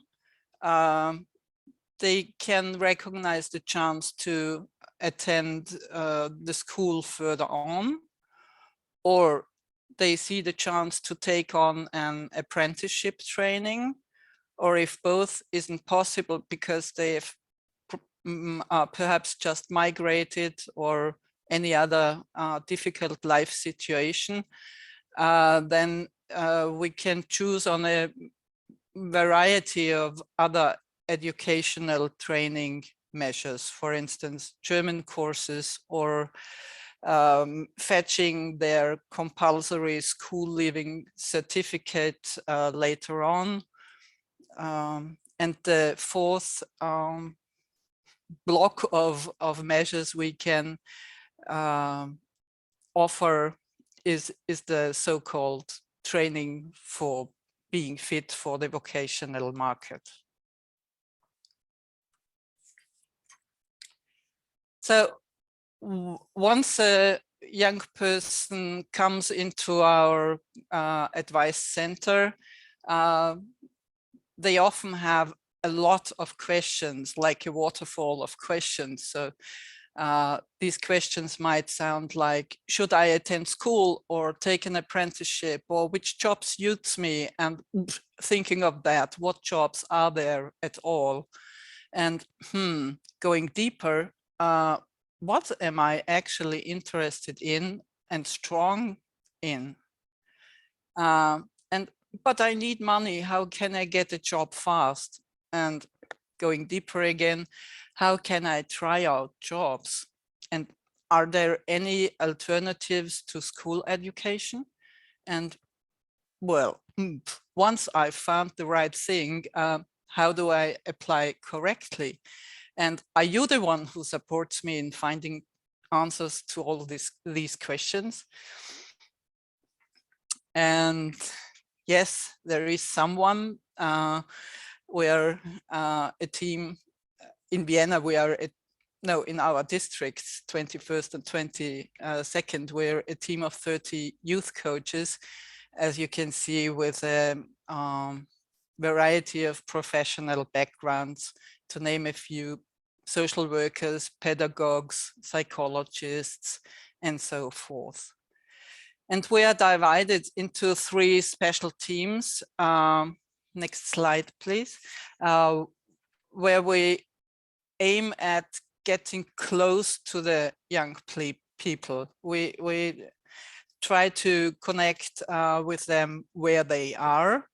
So there's one team at compulsory schools, one at secondary academic school in the upper cycle, and then there is one residential team for the needs youth coaches.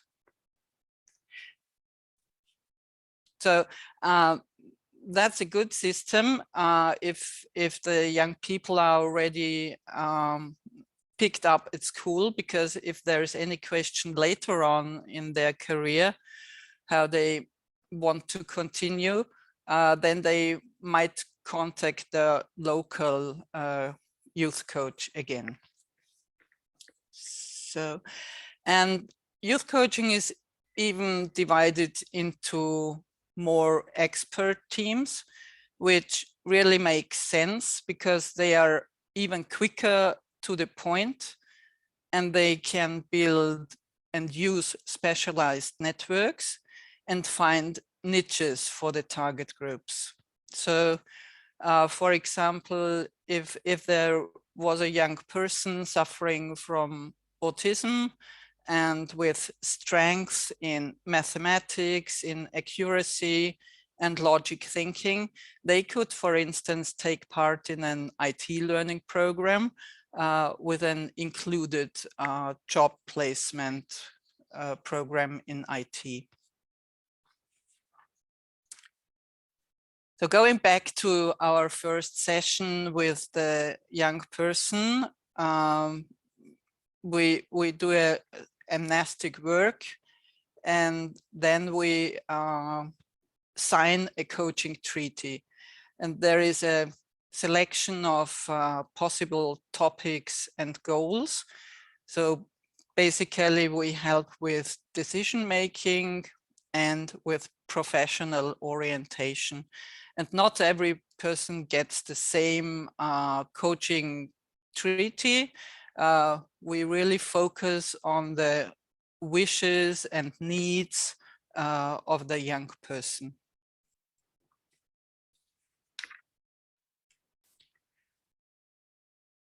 So again, in this first session with the youngster, they come in and often they suffer from all sorts of pressure, or we find them in a lethargic stage or state, without orientation, frustrated, or even suffering from a lack of care. So what helps them most?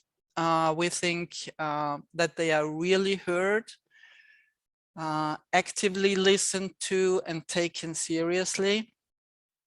We give mindful feedback about strengths and sometimes where they need to develop. Then it's also we regard it as crucial that there is someone who's neither part of their school system or their family system. So they may say things they wouldn't say in the other systems. Then we give room for the individual career orientation process, which is not self-understood because their friends might be at school or in an apprenticeship, and they feel they are the only ones who didn't get it.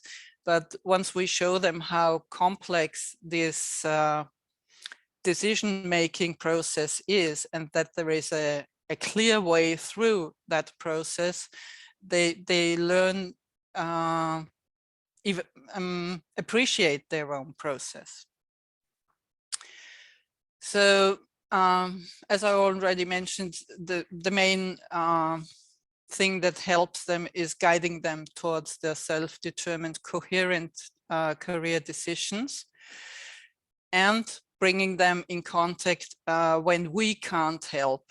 There might be situations like young carers or abusing drugs. Then it's not us to help, but specialized organizations. And if we succeed in facilitating a motivational and behavioral shift from that stuck state to making a wish that energizes action, then I'd say that was a success. Yeah, thanks for listening. And I'm looking forward to exchange. Thank you so much, Ulrike. And it was a very rich experience also that you shared, very well-developed approach. And it goes, of course, beyond the scope of a single school. But that's also what we wanted to show. The point is that you are active in schools. And you mentioned one of the success factors is that the young people get support through somebody that's not part of the family and that's not part of the school. And that is crucial. While at the same time, we have to say this already depends again on the context. So as we mentioned before, that experience that you shared works in Austria. It might not work like that and might not be a success factor in another country like Armenia, Azerbaijan, wherever. So it's important to contextualize experience again and to learn from other countries like we're doing here. So thank you so much, Ulrike, for that very rich presentation. And please stay with us because you are also part of the panel that we're having now. And for that panel, I'm also very happy to welcome Miss Elena Lepore. She's career guidance counselor from a vet school called Engim Artigianelli in Turin, in Italy. Welcome, Elena. Hello, bye. Hello, good morning. Nice to have you with us. Elena,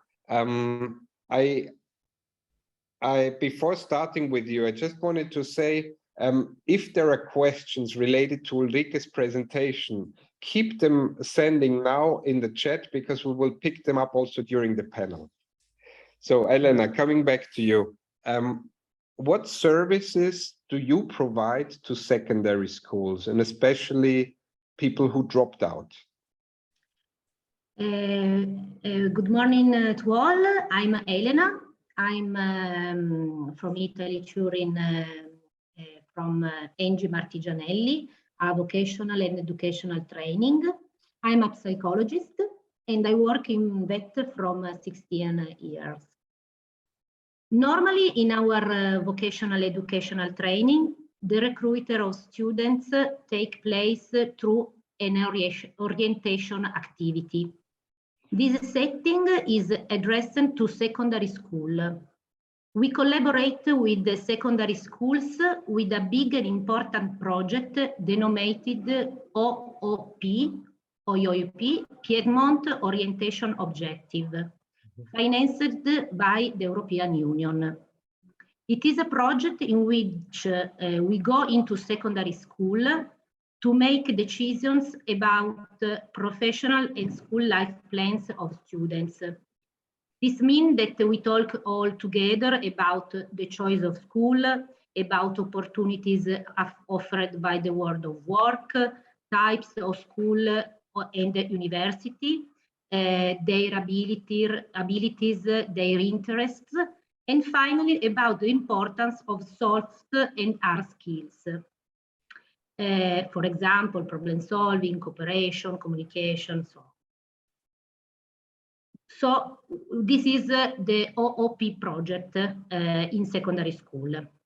Other methods that we use are for our students that come to vocational educational training, family meetings, communication via social media, and open days that are organized at different times throughout the year, which are the goal of making our school and our teaching methods known. They are extremely important to us in order to obtain support from families and to maintain contact with them. Then we have some projects, two projects in particular, for dropout students. These projects are very important to avoid early school leaving. For the dropout students and vulnerable or inactive NEET students, we have the project that denominate SEM and another LAPIS that put us in cooperation with the external stakeholders, in particular Piedmont Region, Municipality of Turin, San Paolo Foundation, public and private financial. We propose professional laboratories to these people, to these boys and girls, who come to our professional training center for 1 or 2 days a week, while the other days during the week attend lesson in their secondary school. In this way, they have more possibility to obtain licenza media and not leave the school. So this is the 3 activities that we make in this. Right. Elena, can I add one more question there to you? What do you actually do to engage the students, so to motivate them to obtain their final education certificate? What are the activities? Yes.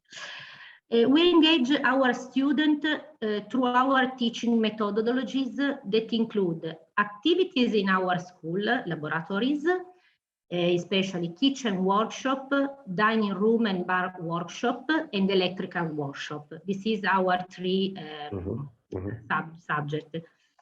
Furthermore, activity in classroom. In classroom, our teachers use a method to attract their attention. Working group, use of game on the internet, Kahoot, Quizlet, Nearpod, role playing, visit company in our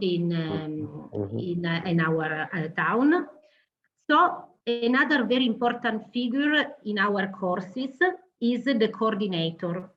He is a teacher who follows and helps students during their school path. Normally, he organizes a meeting with their teacher to improve their academic performance. He tries to speak with the student when they have a lot of absences, drop in academic performance, or aggressive or rebellion behavior. We work with the social service, families, and educators that follow them outside the school. So this is important to collaborate. Another aspect that serves to motivate students who have difficult to stay in our classroom from more than 6 hours is to propose them alternation between school and work, internship or apprenticeship. We noticed that these students, when they work outside, for example, in a business company or in a bar or restaurant, they try harder and their behavior and their performance improve. Yeah, interesting, Elena. We see again there that career education cannot be something you do in your classroom. That's really an important key message we have to send to everybody. Ulrike, I would like to get back to you. You've presented before a couple of success factors, and I was wondering if you could share maybe a case study, a concrete case on how to work with different client groups. Yeah, gladly, I'll do that. So when we regard career guidance, I always think of 4 essential fields of career guidance. There are always inner individual aspects and inner collective aspects, and outer individual aspects and outer collective aspects. Maybe I should explain what I mean by that. The inner individual aspects, they comprise interests, fears, needs, self-concept, and self-confidence. That's usually where I start when I consult. And then what's often not seen so intensely, but today was actually mentioned several times. These are the inner collective aspects, like family, where do you live, what are the values, how are the relationships, how does communication work, and what are or who are supportive forces. And back on the individual level, on the outer individual aspects, that would be assessing strengths, watching the style of the person, regarding the certificates, also looking for physical characteristics and language skills, for instance. And then the outer collective aspect would be which organizations are there, what's the pay, what's the job description, what are the branches the young people can work in, what are the educational, social, economic, and legal systems. So having that framework, it's easy to be conscious about the person that enters the room. And the case study you asked for, once a young girl came in accompanied by her father, and they had already been invited by Education Until 18 for 3 times or so. So they didn't seem very willing to consume youth coaching. But I started with a very basic question in the inner sector, in the individual one. So if you had the choice between a job that is secure, adventurous, or influential, which one would you choose? And she said, adventure. So I asked on, what does adventure mean for you? And she answered, traveling. So, and then she remembered, actually, I wanted to become a train hostess. And then later on, and she said, added, well, I can only become that by 18. And she was 16. And then she said, I dreamt of being a sailoress. And I also applied as a sailoress, but I didn't get the job. And I had a job offer in mind by NEBA Network. And I mean, think of Austria, a landlocked country, rivers but no sea. So how do you become a sailoress? So, well, there is DDSG, which is Donau, a shipping company working the River Danube. And I thought, if I suggested right now, she won't believe me a word. So I continued with the gymnastic session, watched her. She was physically strong and fit. She had a positive compulsory school living certificate. And then I thought of a TV series or documentary I saw about a lake district in North Germany. And the speciality there is that the sailors are sailoresses. That's and I told her about that, and I saw her lightening up. And then we agreed she would enter youth coaching, and we agreed on the next date. And then I sent her the job offer, curious what she'd do with that. And she immediately applied. She only sent me the application after she had already applied. End of the story. She's a sailoress now. Thanks for sharing that. That's super interesting, and it's the strong part about your story is really the fact that you approach this holistically. I mean, the 4 factors you described before are really a professional, systematic approach to career guidance. And that is something, a message for our participants here. It's not just, providing information to young people. It's about listening and conceptualizing the information that you receive, being very attentive to inner individual, outer individual, as you mentioned, inner collective, outer collective aspects when you talk to your clients. Thanks so much, Ulrike. Elena, we let you wait a bit now, but I want to come back to you. I wondered, what do you do to follow learners after the end of their courses? Yes, an important means that we normally use to follow them after our courses is called in Italian sportello lavoro. It is a space that we dedicate to them to find and explain together all the ways to enter and face the difficulties of the world of work. Aim to find a work. In addition, we realize projects with the public and private financial, youth guarantee, for example, Union European Financial, Articolo +1 with the San Paolo Foundation. We have also many companies that ask us CV and candidates, knowing that we have guys that have a certificate and preparation to work. So this is our activities finally at the end of the courses with our students. Thanks, Elena. And it's really important. I cannot stress it enough.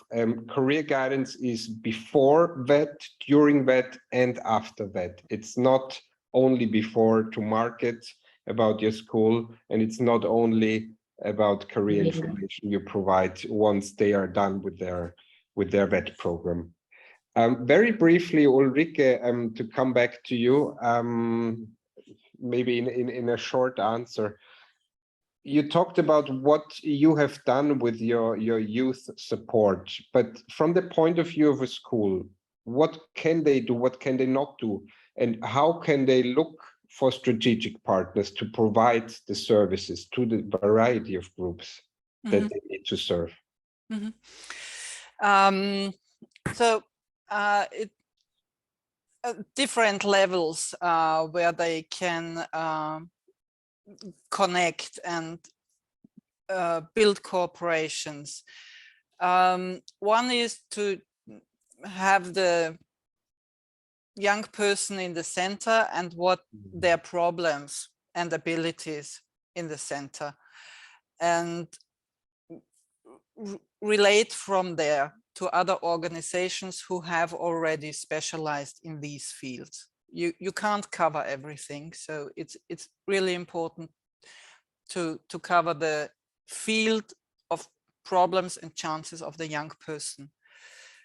Then a completely different level is the political level. You need the legal support and the money to fund the measures.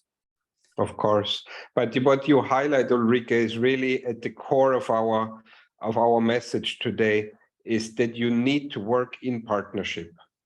Absolutely. Don't believe that you at the school now have to do it all. You will not be able to, and it doesn't make sense. The important part is that you cooperate with those who are specialized in providing the best services for the needs of the particular client groups or individuals. Thanks, Ulrike. Elena, you mentioned something in the beginning that made me think about more, and I think it would be interesting if you shared a bit more. You talked about family meetings. Yes. Can you say a bit more what you do? Because we talked already about that in the first part of that event, how important it is to work with parents. What are you doing when you meet with families? We have a talk about rule, for example, the importance of the frequency, the school, that not arrive in late, because for our school, our activities is more important to frequent, to stay, to attend the school, because the laboratories is not can study at home. They have to stay in school to learn and to prepare to the world of work. So in this case, with the family and with the service, the social service or the educator, because in some cases we have also these figures. We try to be very clear to this rule, because for us it's very important to prepare these boys and these girls to the world of work in a short time. In the second year, they have to go to the work, because we have alternation between work and school from the 2 years in our courses of 3 years. So this is very important for us.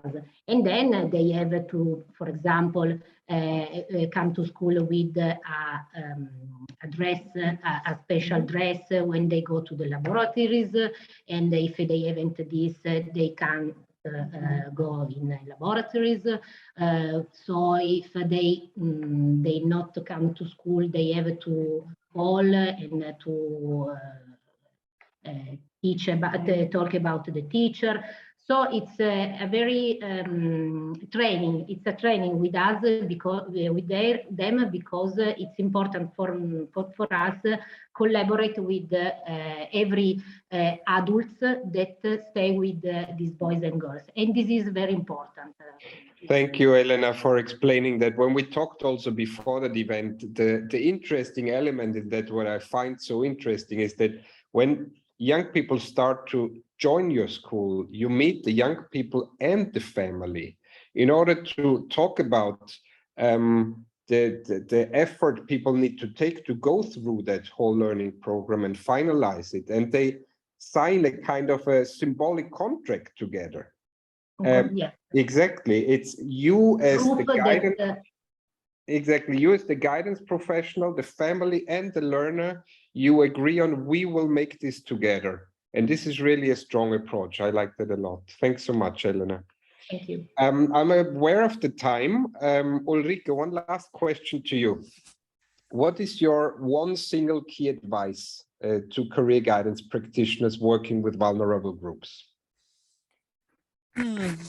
So let them arrive in your space and build a reliable relationship with them. And don't talk them into any career. Let them find their answers to their questions with your help. Thanks a lot. I'm so happy that I invited both of you, Elena and Ulrike, because you are in your daily work working with young people, providing them support, and the quality of the experience you could share is so rich because you know exactly what you talk about. So big thanks to you. And also would be great if we stayed in contact, because maybe afterwards questions come up and so we could address them later. Thanks so much to both of you. Bye. I see that my colleague Julian has joined. That's fantastic, because I would like to hand over to you, Julian. Julian Stanley is also part of the ENA network, as you all know, and he will present to us now indicators for career guidance. Julian, over to you. Okay, thank you very much indeed. It's really been interesting. I've been following the conference this morning, and I've learned a lot from what people have said. It's been really great, actually, to get inputs from so many different levels in the careers guidance and education sort of system, from the top, from the middle, from the interface, and also across the different countries internationally. And it would be wonderful if we had a conference like this every day. Because we could always learn and extend our experience. Of course, that's not practical. And the tool I want to describe to you today is really a bit of an attempt to bridge the gap from one conference like today's to the next one. I mean, clearly it can't take the place of a conference like this, but maybe it can kind of carry us through from one conference to the next. So the tool is something which is being developed by the European Union, and the European Training Foundation is acting on behalf of the European Union to help develop this. It's a framework for excellence for centers of vocational excellence, and it will address all dimensions of the work of centers of vocational excellence, including careers education and guidance and counseling. So within the tool, it will make explicit the range of activities, so what might be expected within careers, education and guidance. And when I say expected, I mean what we know that excellent vocational skills providers are doing, be they training centers, be they schools, be they groups. So it's about what is actually happening, what is known to be excellent, the range of activities. It's also about the performance, I mean, what they're achieving. What really excellent levels of careers guidance and advice are achieving for the average, for the most vulnerable, for the most able, and what the systems look like. And we've heard about that this morning, about the numbers of hours, about the kinds of training that the guidance professionals get. So what is in place at the level of the system, what kind of processes are going on, and what kind of relationships are built. And then in addition to that, there will be some guidance and support and mentoring on how to put these into place. And around this tool, we want individual organizations, schools, training centers to orientate where they are, to learn, to consult, to be motivated to improve, to use evidence about what they're doing in relation to what best practices, what excellent practices, and to find ways of getting there working with others. So that's how the tool should work in general, but in particular, in the particular domain of careers, education, guidance, and counseling. Next slide, please.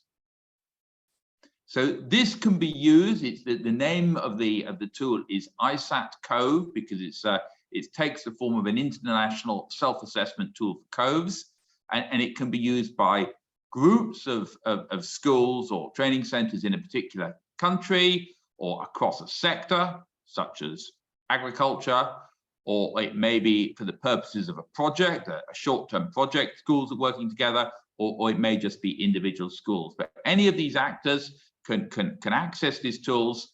We're encouraging schools to do it collectively because we think that makes it easier for them to get value from it. Next slide, please. So the particular criterion addressing careers education is highlighted in yellow. There are 23 altogether, but provides careers education and guidance to all potential and current learners.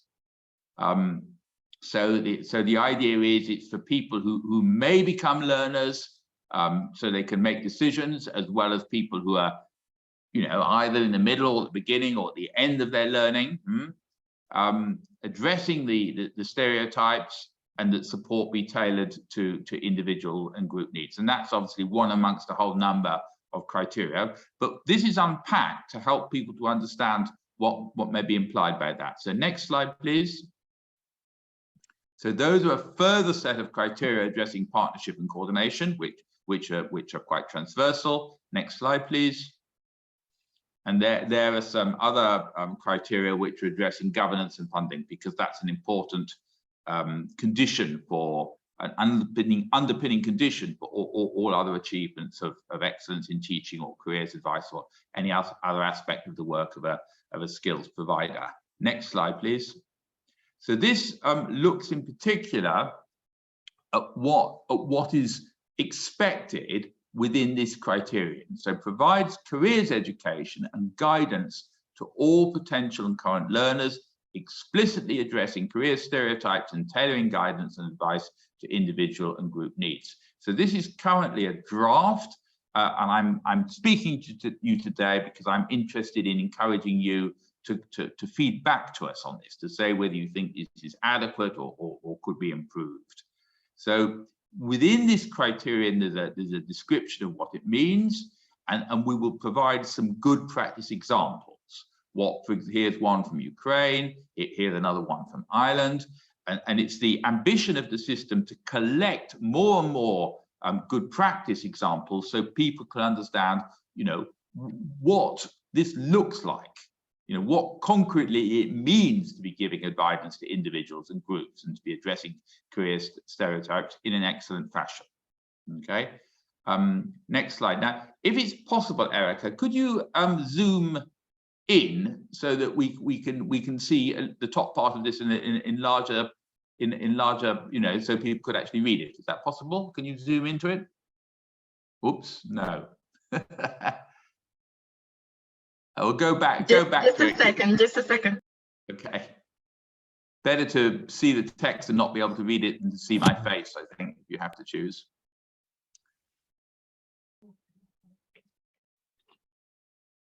Okay. Oh, brilliant. Brilliant. That's brilliant. Okay. Even bigger, please.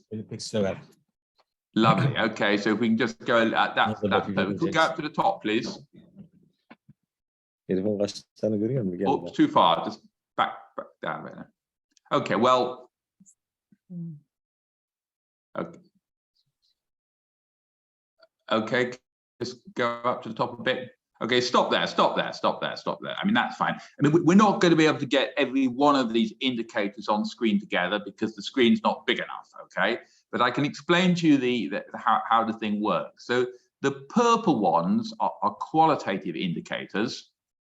And these are, so here's one: the careers education and guidance provided is regularly reviewed to identify individual and group needs and to tailor provision accordingly. To identify and explicitly address careers types. So this is an indicator, and the school is invited to make a judgment about whether this is in place or whether it's not in place or it's in development. Okay, and it's a qualitative judgment, and they will have to look at what's actually happening and make a judgment. Okay, another one, for example, is, are they using digital tools to help to identify the interests of the students and explore career paths. Another one, this one in black text down here, is a quantitative indicator. Okay, it's asking what % of staff are active in careers education, who actually had received dedicated training. So some of the indicators are quantitative, and other indicators, such as this red one here, are ones where the beneficiaries are actually invited to make a judgment. So this would be a question which would be sent out, and the program has the power to do this. It'd be sent out to learners in the school so that they'd be invited to make a judgment about what they got was indeed tailored to their particular needs. So rather than the teachers being invited to say whether they tailor the careers advice to the needs of the learners, in this case, the learners themselves are being invited to make a judgment. Now, I'm not going to go through all of the indicators. That's not really what we can achieve in a short session like this today. But I will share with you shortly a link which enables you to see them if you want.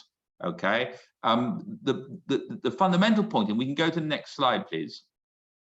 The fundamental point is that there's a dashboard, and in the dashboard, the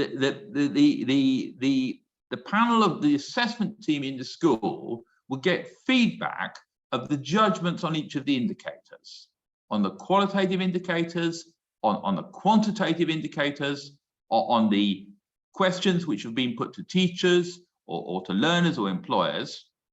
Okay, they will see good practice, and then they will be invited on the basis of all that evidence to self-assess. And this is not an assessment which is being done by someone else to the organization. Rather, we're trying to assist schools and training centers to gather appropriate information, to compare that with what's going on in other schools, because here you can see, not only do you see what's going on in your own school, but you can also see data of what's going on in comparable schools, and you can choose which schools you want to compare yourself with. And then on the basis of that comparison, you're invited to make a judgment. So the idea is to have an informed self-assessment of your own practice. Okay, if we go on to the next slide, please. Yeah, here are some links. We can put these into the chat as well. Oh, I think someone has already put them into the chat for me, from the look of it. Here you can find out more information about this tool. And this perhaps is the most important thing for me here. This is a survey where you can have a look at the particular indicators addressing careers education and careers advice, and you can comment upon them and tell us whether you think that they're adequate or they should be supplemented or changed. And for us, you know, obviously it's very important to us that we have input from people who have experience, who are practitioners, who know the reality of this and can advise us on whether we're getting the right indicators in. Because I want, you know, I think we want this tool to share amongst the whole community of skills providers, indicators which give an idea of what excellence in the field of careers education and guidance really looks like. The indicators, but also the actual practices. Great, Julian, this is excellent. Thanks so much for presenting this, because when I saw the preliminary results of the current ENESAT, the ENE self-assessment tool, we have about 43 COVIs who responded to the whole ENESAT self-assessment tool, and now also to the career guidance components. I asked myself, the majority of people say they are mature, have a mature system in their school.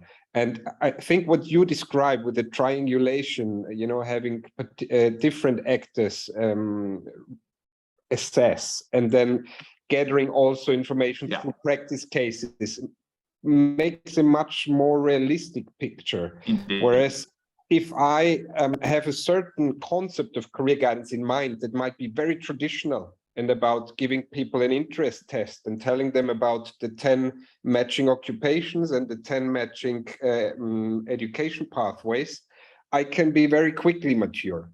But maybe I'm not as mature when I have to assess my against the modern concept of career guidance, where it's much more about a holistic support to a person throughout all education levels. So I think that's much more interesting. That's right. I mean, we're pushing people to think not only what am I doing, but what are other people doing, and could I learn from that? I mean, it's exactly what you're doing today in this event. But we're trying to help people to do that not only on one morning, as it were, but to do it in an ongoing way. Excellent. Thanks, Julian. And we will share with you also in the follow-up email all these details, and it would be brilliant if you participated, providing feedback, so we can even support you better in that work. Thanks so much, Julian. Thank you very much. Good luck. Thanks. And we will actually move on with a very related topic. I mentioned already that we have 34 COVIs participating in the self-assessment. Also a couple of them who participated are here from Armenia, from Azerbaijan, from Georgia, from Italy, from Montenegro, from Spain, from Tunisia, from Ukraine.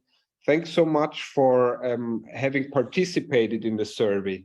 But I want to use that moment of having you here together to go through the survey together. Please note that the survey that I'm going to ask you to fill in now is not the official ENE self-assessment survey. It is not the official one. So don't fear that you provide any type of information or input now in that session. It's really for us in that safe environment of this event to learn and to know where we stand. So there will also be a question about your interest to build a group of practitioners at the end of that little survey, to know who we will work more closely with in the near future. So can I please ask somebody to put my presentation on, and also ask Loretta, please, to put the link to the survey into the chat. I know I have mentioned it a couple of times, but it's really important. When we have in mind the traditional view of career guidance, where we give people an interest test at a certain transition point, like a one moment in time intervention, then give them a bit information about occupations that are out there, and then possible pathways. This is not the kind of high quality career guidance excellence that we're talking about. So the self-assessment that we make needs to reflect also a certain starting point against which do I assess myself. So all right, you already moved to that slide. Okay, thanks to go there. So preliminary results showed that we have 43 participants. Can you move to the next slide, please? Because that's the more interesting one. We see that really 67% consider themselves at a mature level and 30% at a developmental level. And I guess, not that I want to say you aren't, but I guess it has also to do with the fact that what do we assess ourselves against? And if you could move to the next slide, please. Let me very briefly explain the background to the ENE self-assessment in a couple of words.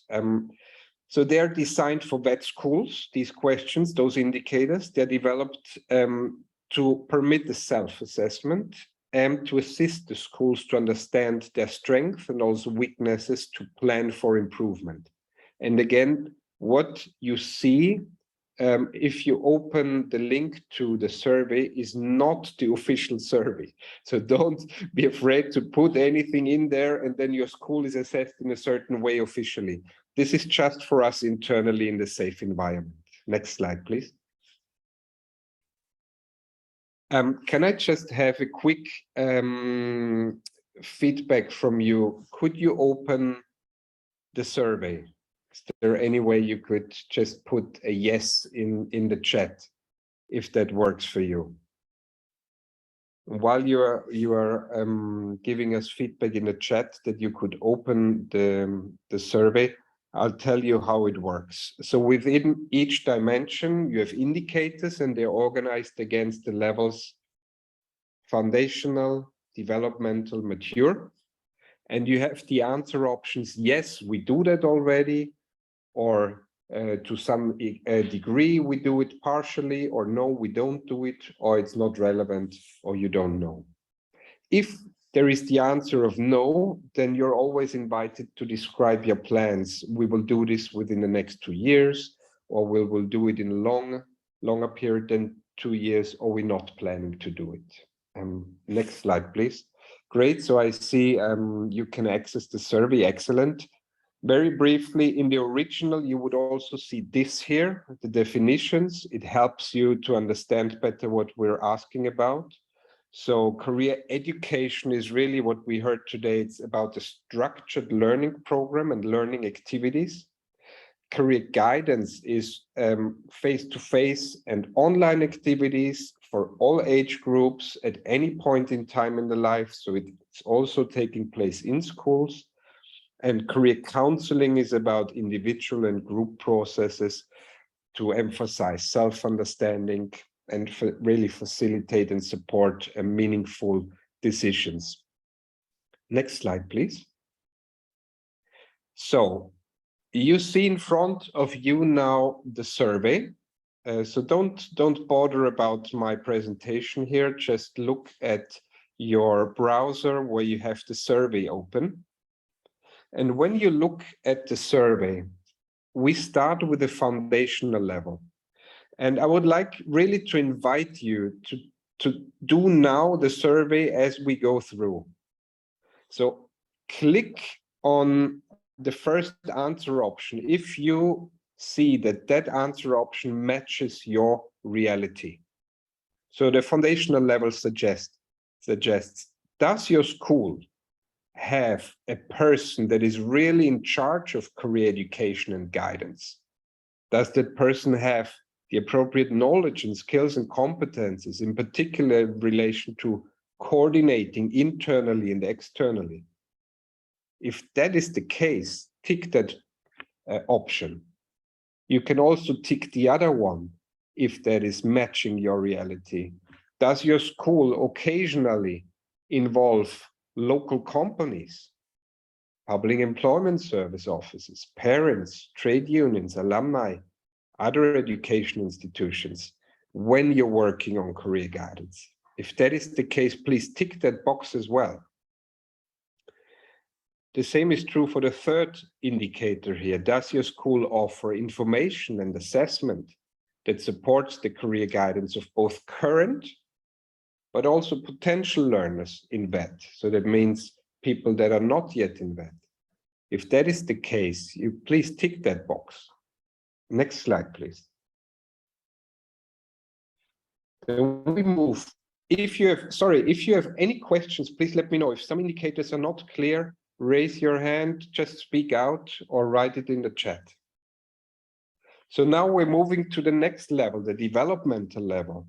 And the first indicator would be, is your school explicitly including offline, that means face-to-face, or online digital career education and guidance in its plan? So is there a school plan or school strategy that actually includes career guidance? And is this also linked to quality assurance processes? If that is the case, please tick that box. The second indicator is about teachers and trainers and school leaders. Do they meet with the center career guidance professional, with the coordinator, at least once a year, so that all ensure that they're involved and engaged in career guidance work? If that is the case, please tick also that box. The third indicator is about, does your school offer a physical space for extracurricular career guidance activities?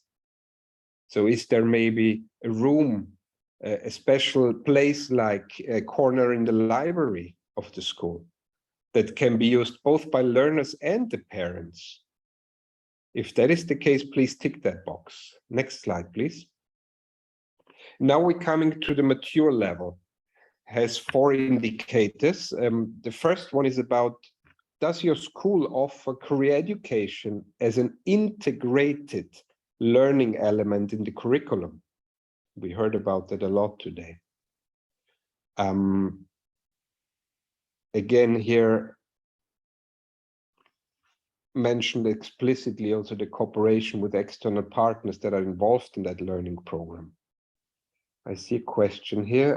Gohar asks, can we select more than? Yes, please. For that exercise, you're free to select any of the potential indicators, of course. So the second indicator here would be at the mature level. Potential future VET learners are invited to the school, not just to a presentation, but to really test.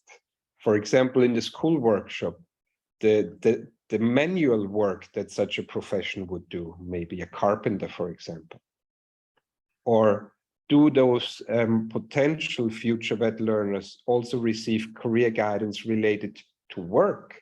Do you provide labor market information, information about salaries, information about how to continue learning after your VET program, or is it a dead end? Or can you provide information about how to continue? And is it also related to challenging gender-based prejudices?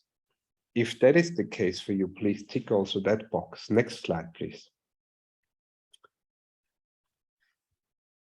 The third indicator is related to the question if the person in charge of career guidance participates in continuous education and training to ensure not his only personal growth only, but also the updating of the services. If that's the case, please tick that box. And the last indicator would be that most subject teachers and trainers, as we've heard already also during the whole day, participate actually regularly in training on career guidance to become part of the effort of the career guidance professional. If that is the case, please also tick that box. Next slide, please. I hope I'm not too quick. The indicators that you see here on that particular area for leading and coordination, they address in which way school works with other schools. So with that, here would be, does your school form lasting institutional partnerships with other specialized national or regional organizations like employer associations, sectoral organizations, public employment service offices, trade unions, really to make them part of the design of career learning approaches, of methodologies, of tools, and to be part of the implementation of the same. If that is the case, please tick that box.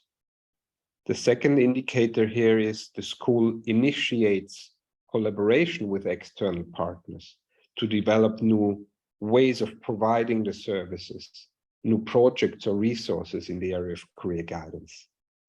That could involve also twinning projects you might be involved in.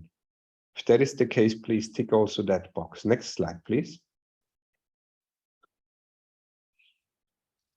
Two more indicators on the section of lead and coordinating. The third one is, does the school support other educational institutions by sharing good practice or resources or offering training, or maybe even providing services to them? If that is the case, please tick that box. And the last indicator here is, does the school participate in international projects or in international mobility activities? We know in the Western Balkans, for example, Serbia, Montenegro, you're part of the Euro Guidance Network. Maybe you're involved in activities of peer learning visits. If that's the case, please tick also that box. And next slide, please. You will be asked also, as Julian also pointed out, to provide an example if you have a good case in your school during the last 12 months, because those kind of examples help you and other schools understand the concrete practices in place. So if you have any, please indicate them here. You can also finish it after we close. But while you're entering your practice here, just one more point to raise. This event today is the second on that topic. We had last year one introducing what career guidance means overall and what can it mean in vocational education and training. And we really aim at building a group of practitioners that are either working on provision of career guidance or that are responsible for career guidance at school level. We want to bring you together and continue then working with you in the areas where you like to grow most. So if we could move to the next slide, please. That's why we ask you in the last question in that survey, if you're interested in peer learning. And if that is the case, please indicate it, let us know. It will help us bring you together and work in a more structured way, really based on your development needs, to link the effort of responding to a self-assessment with a concrete support proposal. So in that respect, I think if you move to the next slide, we should be done with the slideshow. Yeah. Thanks for going through the slides. We can stop the slideshow. Thanks really for going through the survey with us. Let me know in the chat very briefly with a simple yes if you could manage to go through the survey and answer it. Or if you need some more time, you're of course free to finalize it after we finish the event. Okay, great. Just text us. And I understand that Manuel, the coordinator of the ENE network, had to leave us. So, oh no, he's still here. Maybe he's hiding behind the closed camera. But in case, Manuel, you want to officially close that event, I hand over to you. But I understand if you need to run off to other activities. No, thank you. I was following you, very much interested, also trying to reflect on some of these last insights, because are important also for the network and how we will share. So first of all, the official close of this meeting is just to congratulate you for this working session. It has been very fruitful. It has been a very rich program, and I think we are very happy with the experiences shared here, because all of them show it a strong commitment and performance of the actors involved. And I congratulate everybody. Thanks again very much, because we will take good care of these practices as recipient of our practice sharing in our network for excellence. Just only say that yes, next year is a year also for us on packaging these experiences of how to, let's say, best use also for passing, let's say, from our experience, and also best way of packaging a kind of policy advice on how to move forward in the different initiatives that are informed by the thematic partnership of like this one, career guidance, informed by working sessions, very fruitful, and I congratulate Florian also for this. Thank you very much, Florian.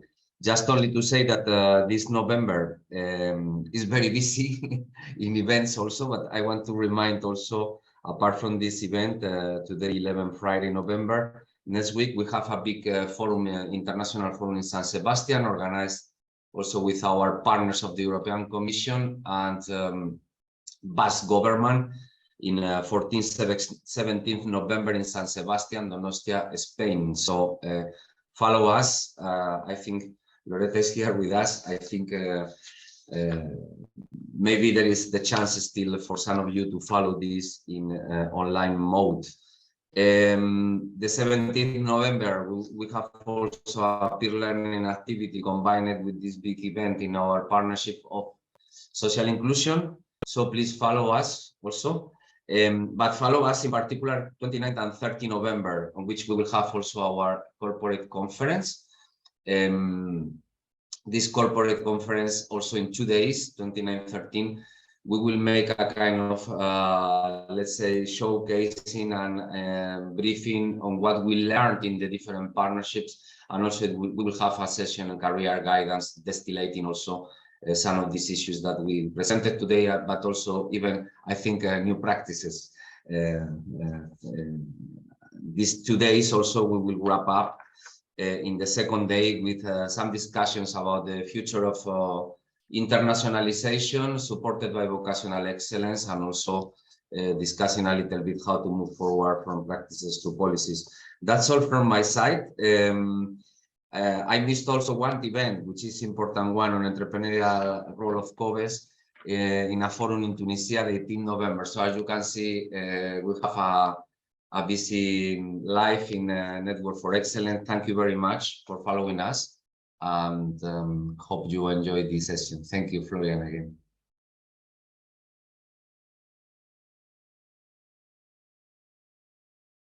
You are muted. Oh, so now I think you can hear me again. Thanks so much, Manuel, and I really thanks so much to all of you. I know it was a long event, but we really wanted to go deep and not just have, you know, another superficial event where we just provide some input to you and then leave you again. We wanted to build a real base for a structured cooperation for the near future. So big thanks to all the speakers and to all the participants. I mean, almost all of you remained from the very beginning till now. So this is really a good sign that we're doing something that's relevant to you. And I want to thank all of you wholeheartedly, and let's stay in touch. We will follow up with an email with all the information, and all the best, and see you soon. Goodbye.